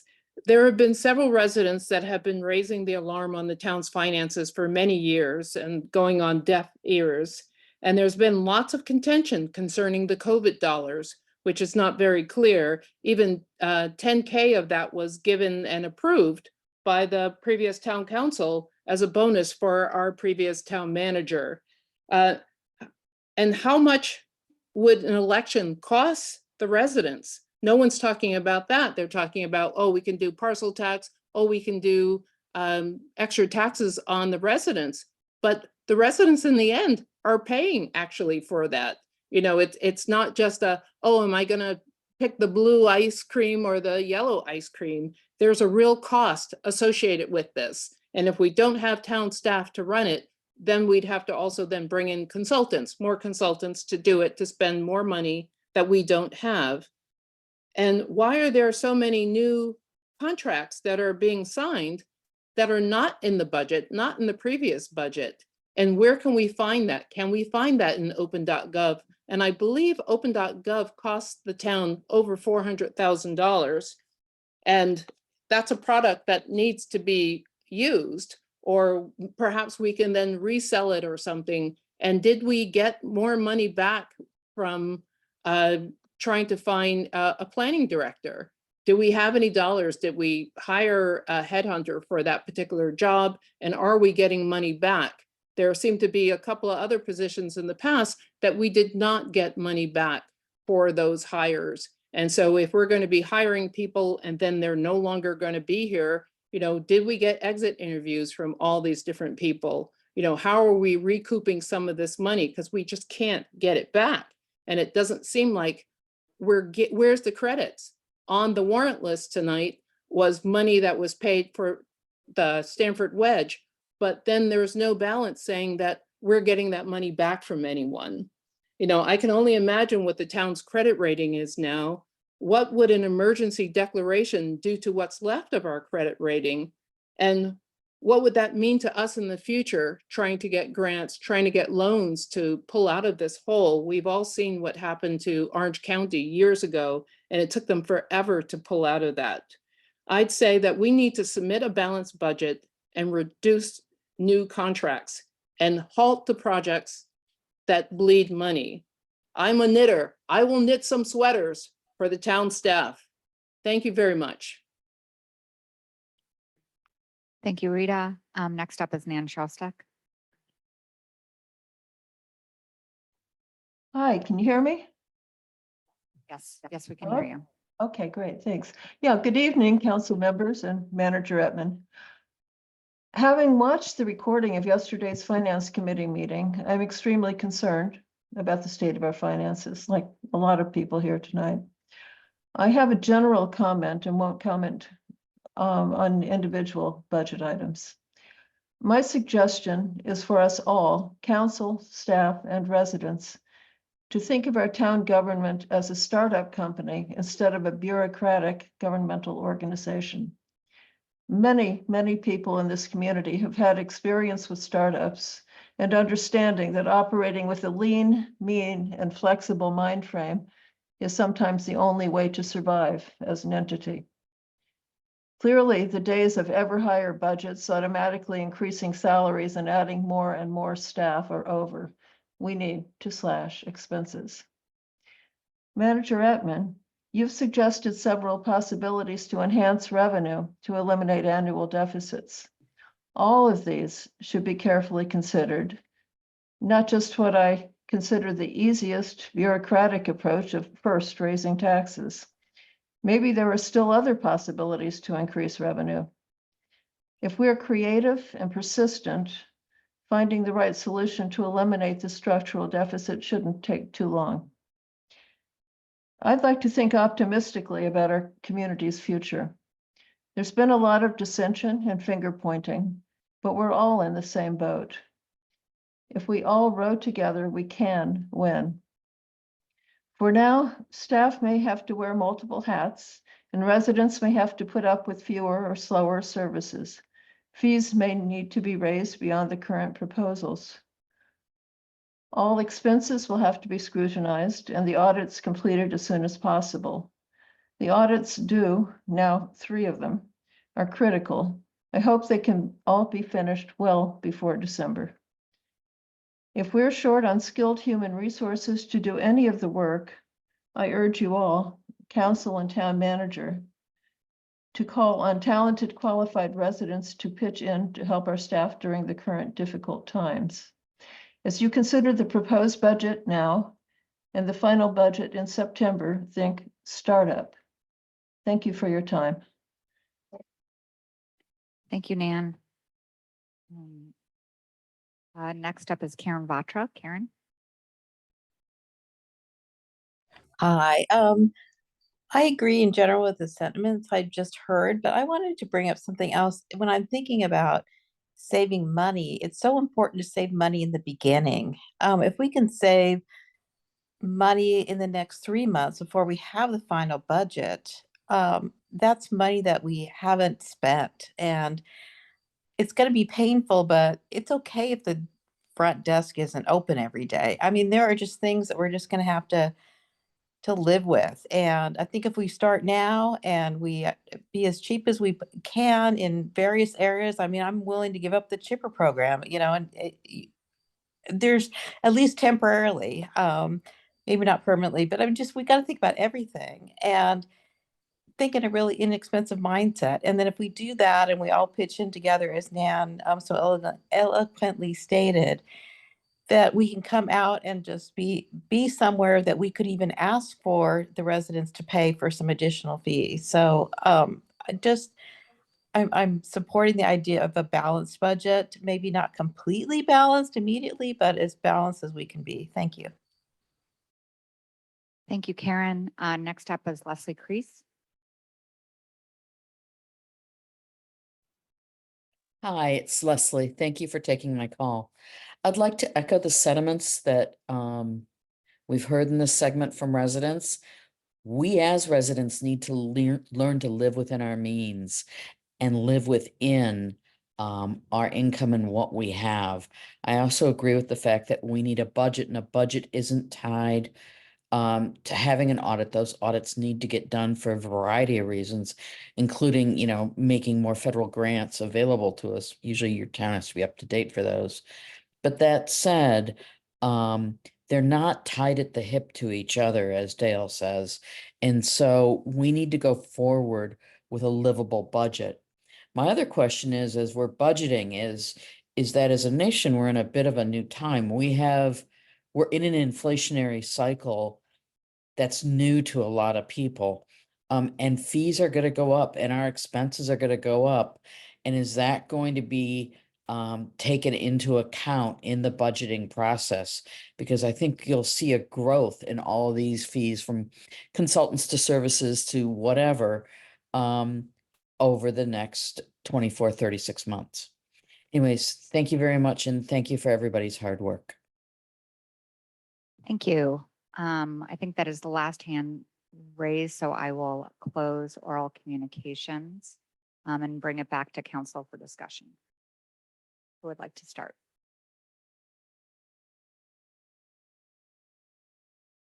Okay, thank you, Jeff. Well, yeah, so, I mean, this, you know, the report, this presentation, this discussion, I mean, I think it's clear to everyone that we're going to be faced with hard decisions. You know, we can talk about how we got here. There's has been some finger pointing.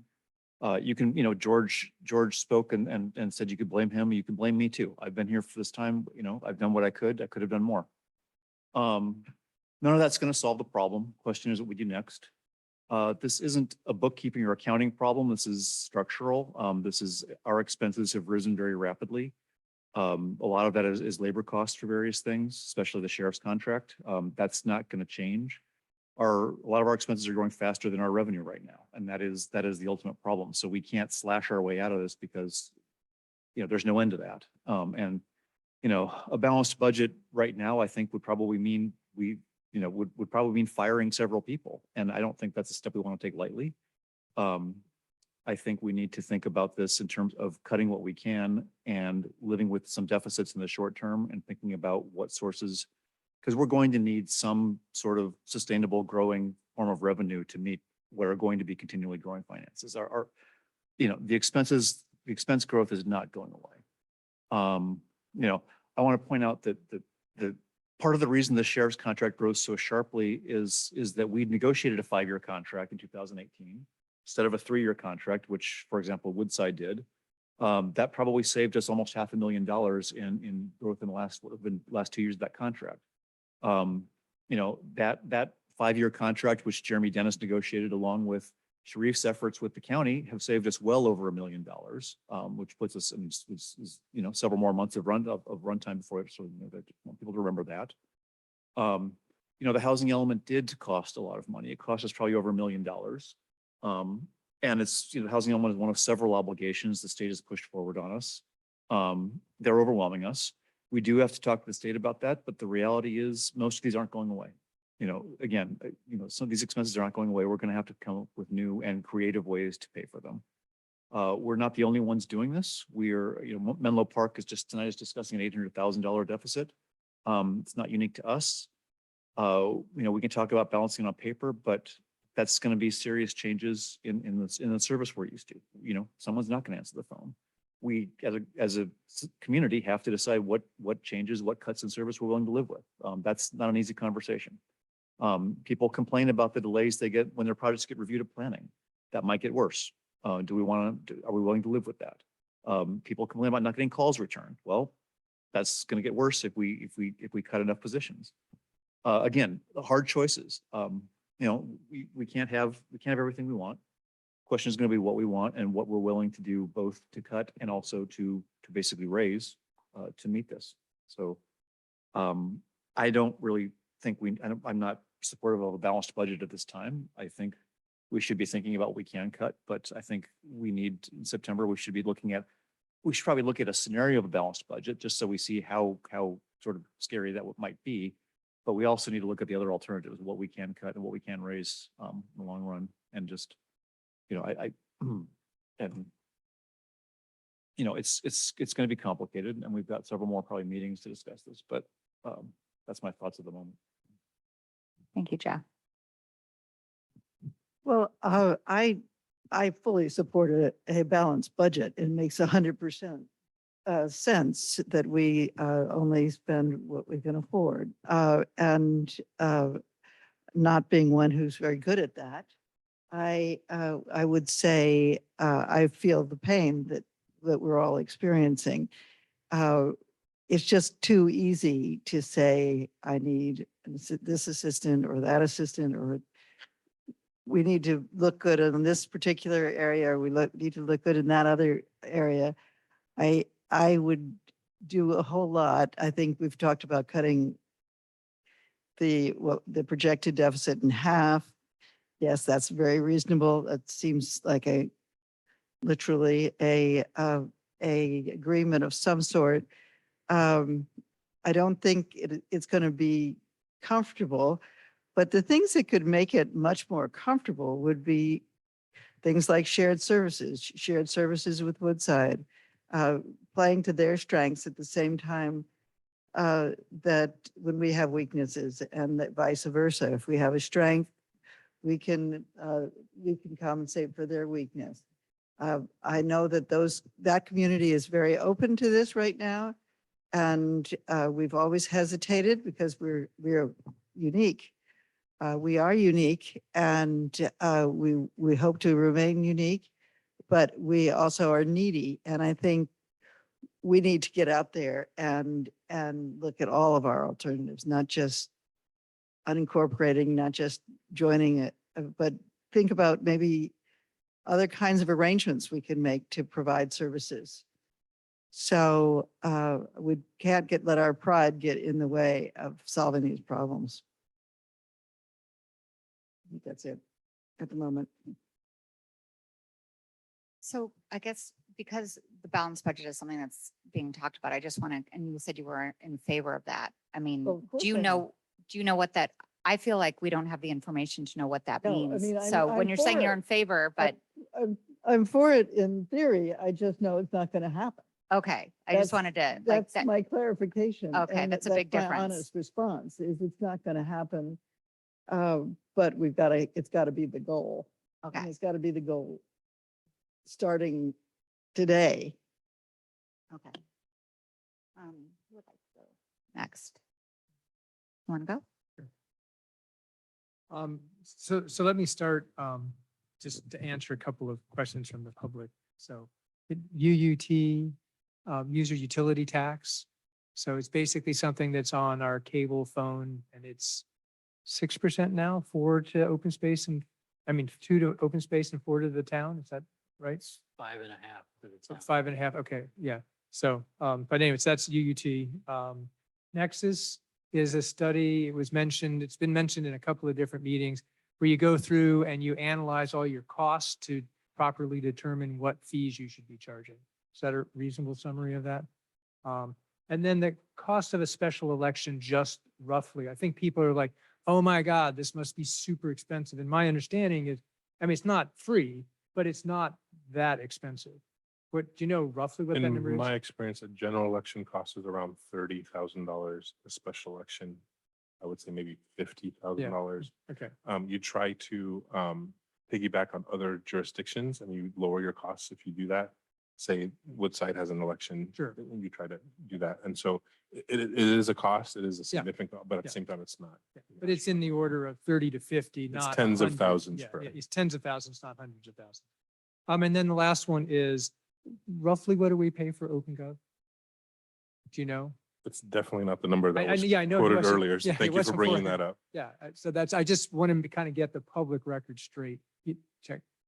roughly it's about 45,000 a year, and that's a combination of all of the modules that we have. Right, great. And that's close enough. It's not 400. Yeah. I just wanted to get on the record. So, okay. All right. So then. If with it was, it'd be solved. Yeah, That was yeah, it, there you right? go. So- Yeah, boom. So, okay. All right. So then let me go more into my comments. So obviously we have tough choices. We have an unsustainable run rate. I think, everybody can see that. And that was part of the reason I asked. If we continue on this path, it's 18 months to 2.5 years. That's actually, as far as I can tell, not enough time to solve anything. We would just, if we continue the way we are, we will just sort of run out of money before we can fix it. So I like this idea of scenarios. I agree. I don't think now is the time to say this year is going to be a balanced budget. I would like to see something where we have a, run rate that lasts us at least 4 years, not lasts us, a year and a half to 2.5. Like that's just too short. Like if we're going to go out and potentially do revenue stuff, I just don't see how we can possibly get it done in anything less than 4 years by the time that new revenue starts to come in. So I think at a minimum, I'd like to see a scenario that says we are going to cut to get to at least a 4-year run rate without running out of money. Planning assumptions. I know I pushed on this. I hear your pain, but I can't do my job without some estimates. And I'm okay if you guys come back and say, look, here's what we did to come up with this estimate. This is our best estimate on size of reserves, how much money that we think the Nexus changes could net us. And I'm okay with an error bar around it. I get nobody's going to come back and say it's going to be, 2.35 million. Like that's never going to happen. But there's got to be some numbers in here that we can come back with that give us sort of a ballpark. And then we can sort of, play around with, well, if we're on the low end, then we better shore it up, or if we're in the high end. But there needs to be some planning assumptions. So I would ask you guys to come back with that. In terms of this being preliminary versus, our final, I would like to see us actually sort of run the next 3 months as a balanced budget or better. Because I think there's a bunch of stuff we've talked about here that we just don't need to spend right now. So if we spend it all, obviously we'd be in our, 1.2 million. But if we don't spend like that, if we don't do any of the capital stuff for the next 3 months, for instance, and we basically, spend our money on staff, and if we come up with a planning department, plan, that we figure out how to staff that, because, you gotta staff in advance of getting stuff done. But, and I think one of the public even made this point is, the money we save now is money that we can spend later. Whereas if we spend it now, it's spent. So I'd like to see us do everything in the next 3 months to not spend, basically not spend money. I'd like to see us review the 60% reserve. That seems way too high to me. I mean, particularly given that we have all these other funds that, I mean, I understand we put them in, that they're reserved for special things, but it's still money that the town has. So I think it's important that we not end up like double or triple counting this stuff. I mean, we actually have a fair amount of money in the bank, and we got to find a way to not just spend it all frivolously, but we also don't want to create so much of reserve that we've basically handcuffed ourselves. So, it feels to me something on the 40% range. I know the finance committee said they were going to look at that. So, I'd really like to see that come September, that, we have an answer to what's a reasonable number. And then the dashboard, I would like to see some kind of quarterly dashboard. That came up the finance committee. We kind of talked around it tonight, but something that tells us what the legal fees were for the last quarter, something that tells us what the cash flow. I don't want this to be so burdensome for the finance department that you go, oh my God, 10% of my time's going to creating this dashboard. I totally appreciate that dashboards can be expensive if I can review them every week. It's way too much. But quarterly feels about right, because we got to find a way to say, if legal fees are way above our projected, then we got to stop and say, okay, here's why. And either it's okay or it's not. And if it's okay, then we need to figure out something else to make up for the fact we're spending it. And if it's not, then we got to figure out a way to stop spending it. But if we don't see it except for, once a quarter, not once a quarter, it's sort of once a year, it's kind of the way it's happening now. Yeah, there's no Then- chance to course correct at that point. Yeah, it's too late because that's money already spent. So, and then finally, you said that, we'll have a plan for the planning department in summer. I think that's critical. I mean, that is such an essential part of our town government that we have to have that. So those would be my comments. Thank you. Can I just ask a point of clarification related to your comment for Possibly. sure, for Sharif? It's for Sharif. Oh, good. But Yeah. even better. Absolutely. Yes, please. Yeah. My understanding is that one of the many purposes of the budget now with the September review, that none of these additional items would be spent until after the CIP items. So if you could clarify The the intent. CIP items, I think almost all of them do not need to be spent in the next quarter. There are certain smaller ones in the public works side that would still need to be in the works. Okay. But certainly, we don't need to buy a car now. You don't Right. need to do the town hall improvements. You don't need to do Right. a lot of those other pieces. So we can certainly have the mindset of a lean model to say, what do we not have to spend in this next quarter? Okay. Absolutely. Okay. Obviously, there's still the cost of running the town and running the business and the different pieces, but anything new that does not have to be done now, we can certainly table for the first quarter, if you will. So I think my purpose there is just to kind of A bifurcate cash light those spending. new for- spending items versus the day-to-day operations spending. I don't think we're gonna start cutting those within 3 months to get to a balanced budget. Like, do you want to refine, I'm curious, or was that your thought? No, I actually think that if you just said the amount we need to spend for a balanced budget and you spent that much for the next 3 months, I actually think you can do that. I probably would think, because right now we don't have a planning director. That's 250 grand. We have all these CIP things if we don't do that. So I don't want to get too prescriptive here. I'm not looking to say absolutely not one dime more than that. But generally, in the next 3 months, we should be spending at a rate that we can afford. And then the whole point of getting to a final budget is to say, okay, now there are other things that we haven't been doing in the last 3 months, and we do need to do them. And let's get real and let's make the hard choices. But between now and then, I don't want to see us spend money on things that then we come back in September and say, oh God, we shouldn't have spent that money. Like, that's going to upset me if we get there. So is that a Yeah, clarification? that helps. That helps. Judith? Okay. These are very, very difficult times for the town on a daily basis. And a lot of the budget challenge we have derives from the housing element and the sheriff's contract. Who knows what's going to be next? Things are going to keep changing, and towns like Portola Valley are going to remain challenged to suffer slings and arrows. So it is clearly time to be conservative with any spend. But it also needs to be balanced. I mean, you can slash in the wrong places. And as a council member, I personally tonight feel like I don't really have a good sense of where I would go with those choices. And so for me, I really think it's important to start having a dashboard like report that I can start looking at and understanding where we are if I'm going to do my job and have a final budget opinion on a final budget in September. So I look to staff to tell us what's absolutely not possible. But we're now in a chicken and egg thing where if that's not possible, then how are we going to be enabled to have the information we need to make informed choices? And so if you can't do that, give me a different tool.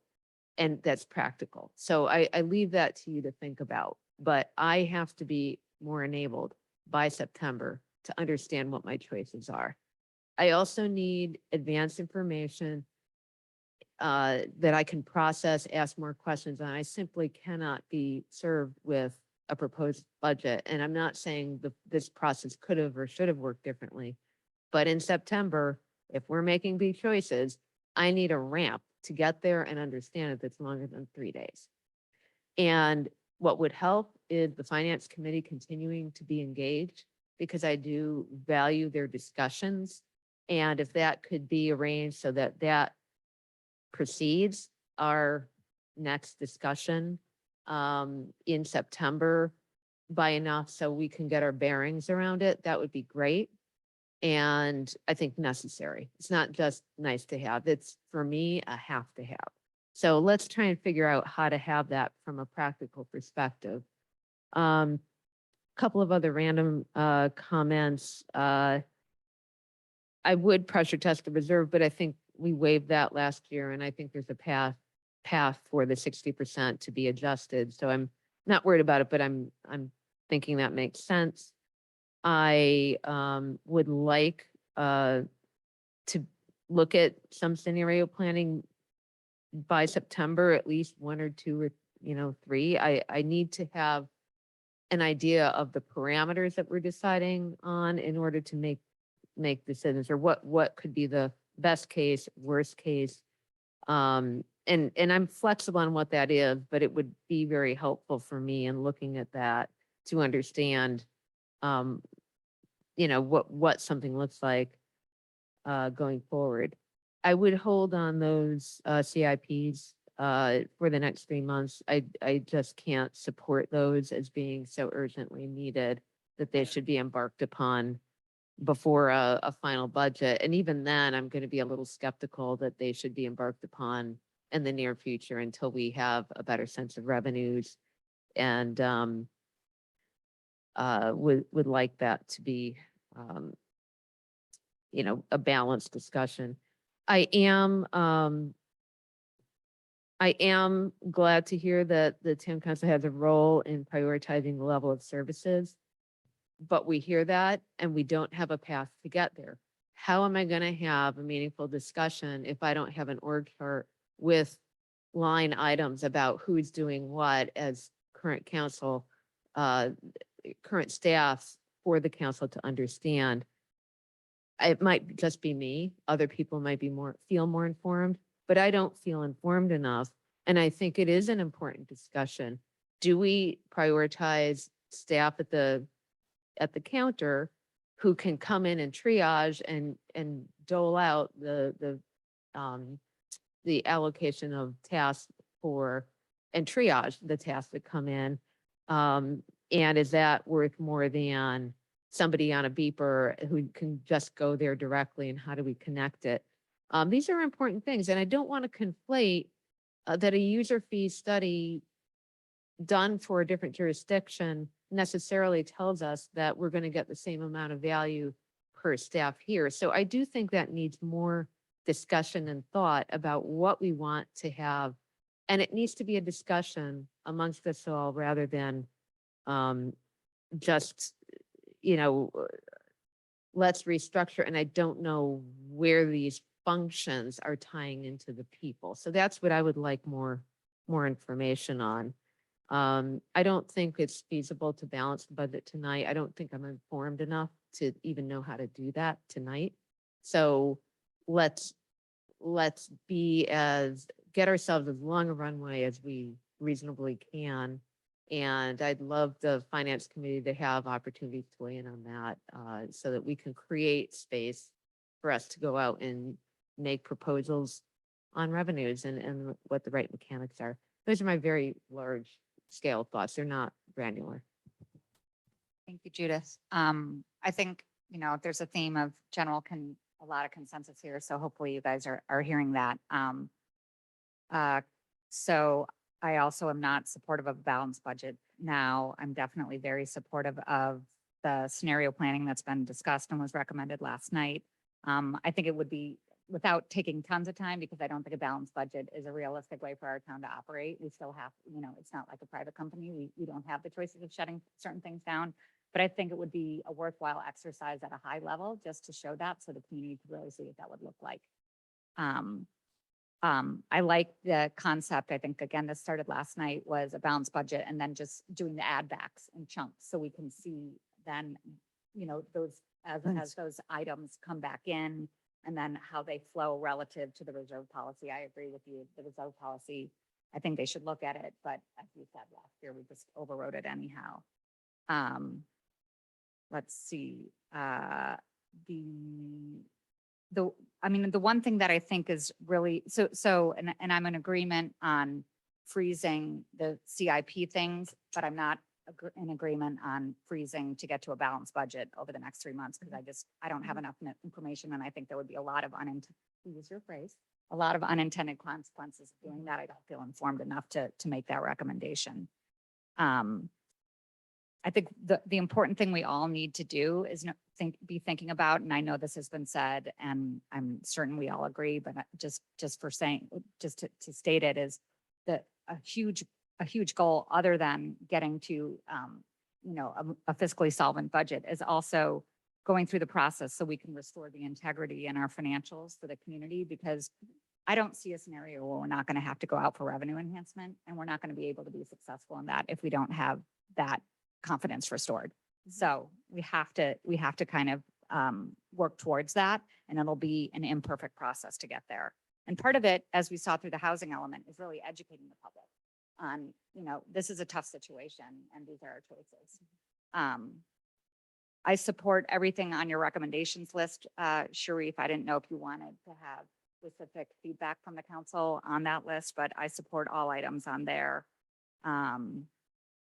And I agree with Craig's comment. It would be great to have more clarity by September. I'm sure over the summer for the planning and building department, everybody is waiting for that. So understand the reasons why. Right? And I feel great about the temporary people, Terrence and John, that we have in place in the meantime. So thank you for that. I think I also just I kind of skipped over. I do want to highlight, I absolutely agree with the comments made by George Savish. Sharif, you came in and from day one, you identified and daylighted our challenges. You inherited these challenges. You created a plan to address them, and you've been working through them with corrective action. We're engaged in the turnaround. And you're putting us on a path to integrity of our finances. And so without you, we would not have known you. And so I appreciate the work that you and your team and the resources that you're bringing into the community. It's long overdue, and all we can do is move forward. So thank you. I have a couple other. Yeah. Do you want to go first? Yeah, mine are quick. Yeah, mine are quick. Yeah, go ahead. Okay. 2 additional points. I meant to mention the planning function. To me, this town, it's critical for planning, and to have a game plan for it, and one that's pressure tested with, the council and the planning commission, to know how this can work and understand what the proposal is. But that's vital to our town continuing to operate in a way that feels like Portola Valley. And then last, on the legal fees, you have to have some process for giving expectations to a legal advisor about what the scope of their services is going to be. And so I personally don't see a way of just saying, for budgeting purposes, you can pick a number, but you can't just say, once we hit that, it's gone, because when you're in the deepest trouble, you need the legal advice on your options to get out of that trouble. And I'm hearing some finance related interpretations that will be needed as we evaluate revenue and where we are. So I caution us all to just think you can set a line item there and keep to it. It's healthy and good to have a dialogue and look at spend and say, here's the major project we know about today for planning purposes. And so let's plan it well, is my suggestion. Okay. Thank you. Yeah, so I just had two other small things I just want to be clear. So as part of the scenarios, I mean, I would like to see customer service expectations, like write down, like our desks are going to be open for this long. You can expect to get your phone calls returned in this kind of time. I mean, just whatever it is. And maybe we come up with, here's a excellent service and here's, an economic, but just some scenarios so we can go to the public and say, this is what you can expect for this budget. So I think that's kind of part of the scenarios. And then the other thing is I'd like to task staff with setting up the agendas and working with the finance committee to work through this stuff, because normally they don't meet regularly. Their next meeting would be in September. And obviously that's way too long. And in the last finance committee, they were talking about, okay, we'll try to meet in the summer. My guess is that they've got at least 2 or 3, maybe 4 meetings before coming back to us with stuff. I think there's a lot of stuff they need to work through. So I think it's really important that you work with the finance committee and make sure that they get scheduled, as basically committee meetings, and that the agendas are solid for potentially going through scenarios, going through reserves, some of the questions that we brought up tonight. So by the time we do get to September, they've done what our committees do best, is they've vetted a lot of that stuff for us. Thank you. All right, is that we're closing up on discussion? Do you have any other folks? So Mayor, if I may, thank you for all your feedback. Definitely heard some themes, and I think I can make a commitment on many of those. And so obviously what we heard is that we are going to make a commitment to hold on our CIP projects where feasible. If something needs to get done, we'll make sure that's done, and we can convey why it needs to be done. But all these other projects that we talked through, those can certainly be on hold in the beginning of next fiscal year. We can minimize spending where possible. We can look at every bill that comes through and say, is this needed? Is this necessary? Do we need this to provide a service? And operate on that lean assumption, if you will, for the first quarter at the very least moving forward. We are committed to providing an org chart to council so you can see the org chart, and then not only the org chart, but also provide the function behind the org chart. So person X does this, these are their top 5 functions. And that way you can make an educated decision to start with that service model to say, well, if this person is answering the phone and they cost this amount, you can put the salary schedule together, right? And you can make decisions that way. So that's certainly something that we can do for you moving forward. Obviously, coming back with a building and planning model, we need to come up with a viable model of what that entails. How many staff, how many consultants, how much does it cost? What do you get, basically? That's a commitment that we have. The service model discussion is, we have X amount of people that do this, X amount, that's part of that org chart and other discussion as well. Then also working through finance committee in the summer and first quarter of the year to come back in September. So you can start making some educated decisions. So yes, we like that. Yep, take that out. We're committed to that, and you have that information ahead of time. Yeah, and just to be clear, I mean, I think the service model is sort of overlaid on the hierarchy, but it's not the hierarchy itself. I mean, you have people's roles and responsibilities, and then we can say, well, if this person is at the front desk 90% of the time, that's different than 10% of the time. But you'd still expect them to be servicing the front desk. Correct. All right, thank you.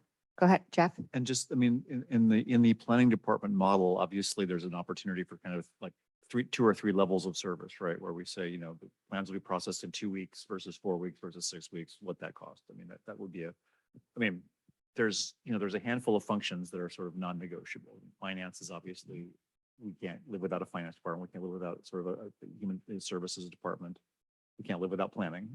Some of those things are kind of pretty cut and dried on what we need. Some of them, we're going to have some flexibility and we'll have to make some choices. And that's where we start looking at where do we save money without, Yeah, the different so- models for planning and building where the boots meet the ground is if I walk into town hall, can I talk about my project? Right. No, you're gonna push a button and leave a message. That's a different model, right? And a different cost. So we can certainly put that out there for you to take a look at. No, we want to be greeted by someone every time we come in. No, we want to be greeted Monday, Wednesday, and Friday. Well, we don't want to be greeted at all. We take a number and someone calls us back, right? There's all the different scenarios, if you will. I'm oversimplifying, obviously, but to that degree. I think I have a question, but also a thought. The Finance Committee, having it meet completely, are they utilizing a subcommittee structure that somebody that Yeah, that they could have be work sort of at groups, Councilmember service Hufty. They separate it out into, I believe, 4 or even 5 work groups right now? for all the different, And does measures. our finance department have access to their expertise in some way, or can they assign tasks? yes. Okay, Yes, I've received several emails from the finance department. well, we want them to be, well, yes, I'm sure you're getting to know them, but I'm just recommending that they be put to work. They are asking great questions and it should be information we should have readily available. Yeah, but they also can be put to work to Rebuilding. make it happen. And then one final thing is a list of things that we have to do in the next year, like the safety element, for instance. Right? And I don't know what else there is, but I know that's, it sort of got buried under the housing element avalanche, but it's still something we have to legally do, is my understanding. So I think that's the other thing we get to September is like, these are things that, are external requirements that we have to get done. Noted for sure. All right. Is there any other discussion or can we move to a motion? So I would love to entertain a motion do we need to say to adopt it with the amendments of no spending on with the freezing of the one position, no spending on the CIP as possible? Like how specific do we need to get?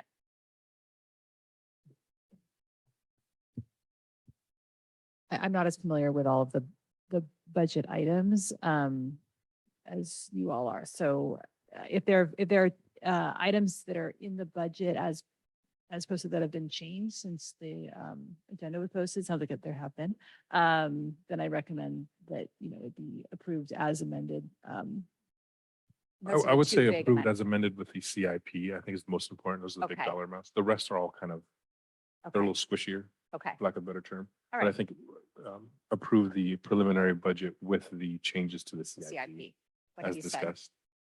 And I'm comfortable with that in the sense that Sharif gets what we want.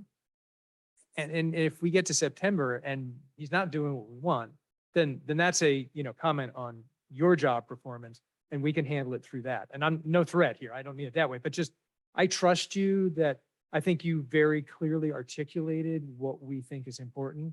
And I'm willing to go with that and assume we'll get to September and you'll deliver on it. So that's a reasonable model, I think. So with that, I would move that we approve the budget as amended. Is there a second? I'll second. Roll call? Councilmember Alves. Aye.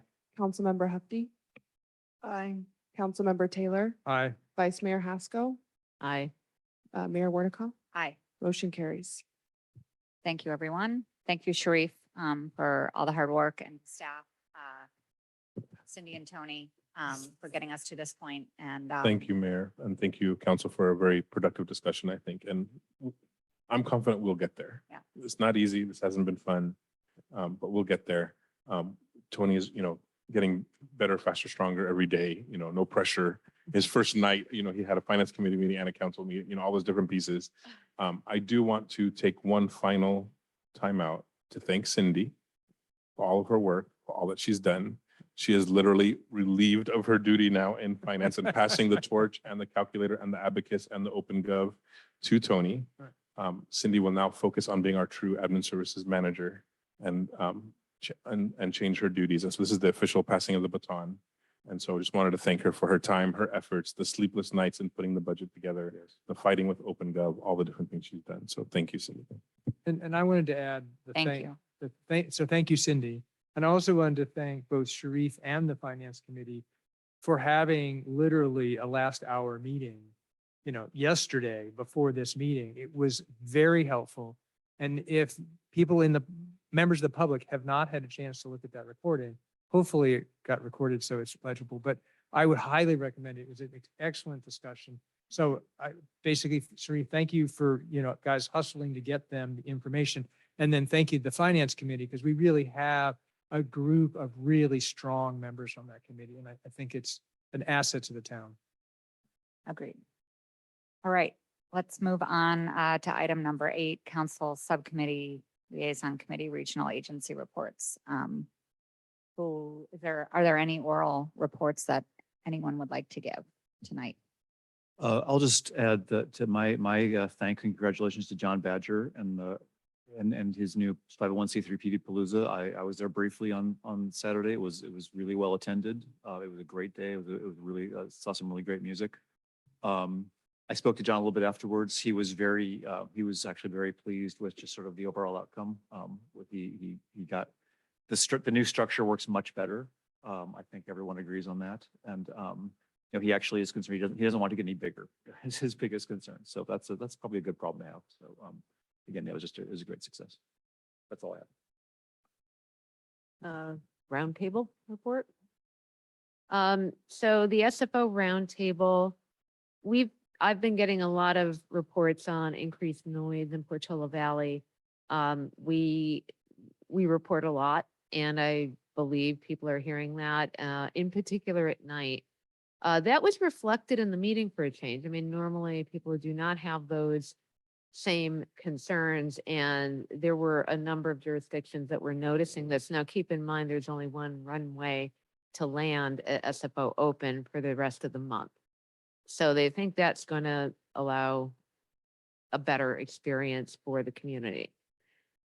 People were asking for curfews, and apparently federal law doesn't let you do a curfew. So if a plane needs to land, the plane needs to land. So stay tuned for more work on that, but there's a working group that's going to be looking at that probably over time.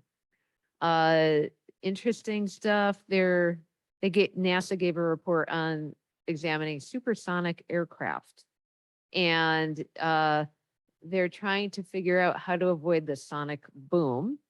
Because what would you rather have, this constant, very loud noise as the plane lands, or do you want to hear nothing and then boom, and then nothing, or less? A lot of actually ethical questions were discussed. So it was kind of interesting, very long-term plan, but stay tuned. So there might be the better Concord coming your way. Like, I think 2 library JPA meetings, and then today we had Friends of the Library, but I'm going to submit all of those reports. They'll be coming through in the next packet. All awesome work on behalf of libraries.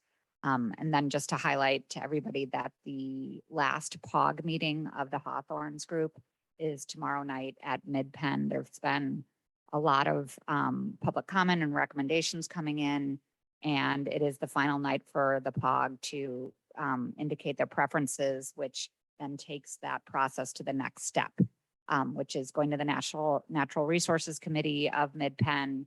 That will then make a recommendation to the Mid-Penn board. And as a reminder, then the Mid-Penn board will come to the town council with their thoughts in a preliminary casual. I don't know how they're going to frame this, but it's just a touch point to vet where they are in the process. That will be happening this fall. After that feedback loop, it'll go back to Mid-Penn, then they'll make some final decisions, and that will actually start what would become the formal process with the town. So we're still a ways off. That's the high level on the process there. And with that, I have a couple of For some reason, the May meeting is in this, it's not the one, it's the May meeting that made it into the agenda. So I have a couple of meetings that I have done recently. But particularly, I was excited about the bicycle, pedestrian, and traffic committee meeting because among the many things that they accomplished, what somebody brought to them, both a funder and the energy to do it, the widening of Skyline Drive through Portola Valley.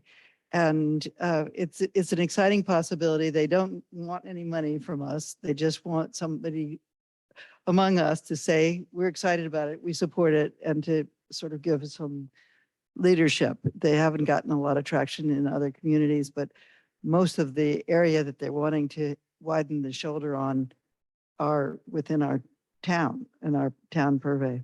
But you may have more on that, Catherine, I don't know.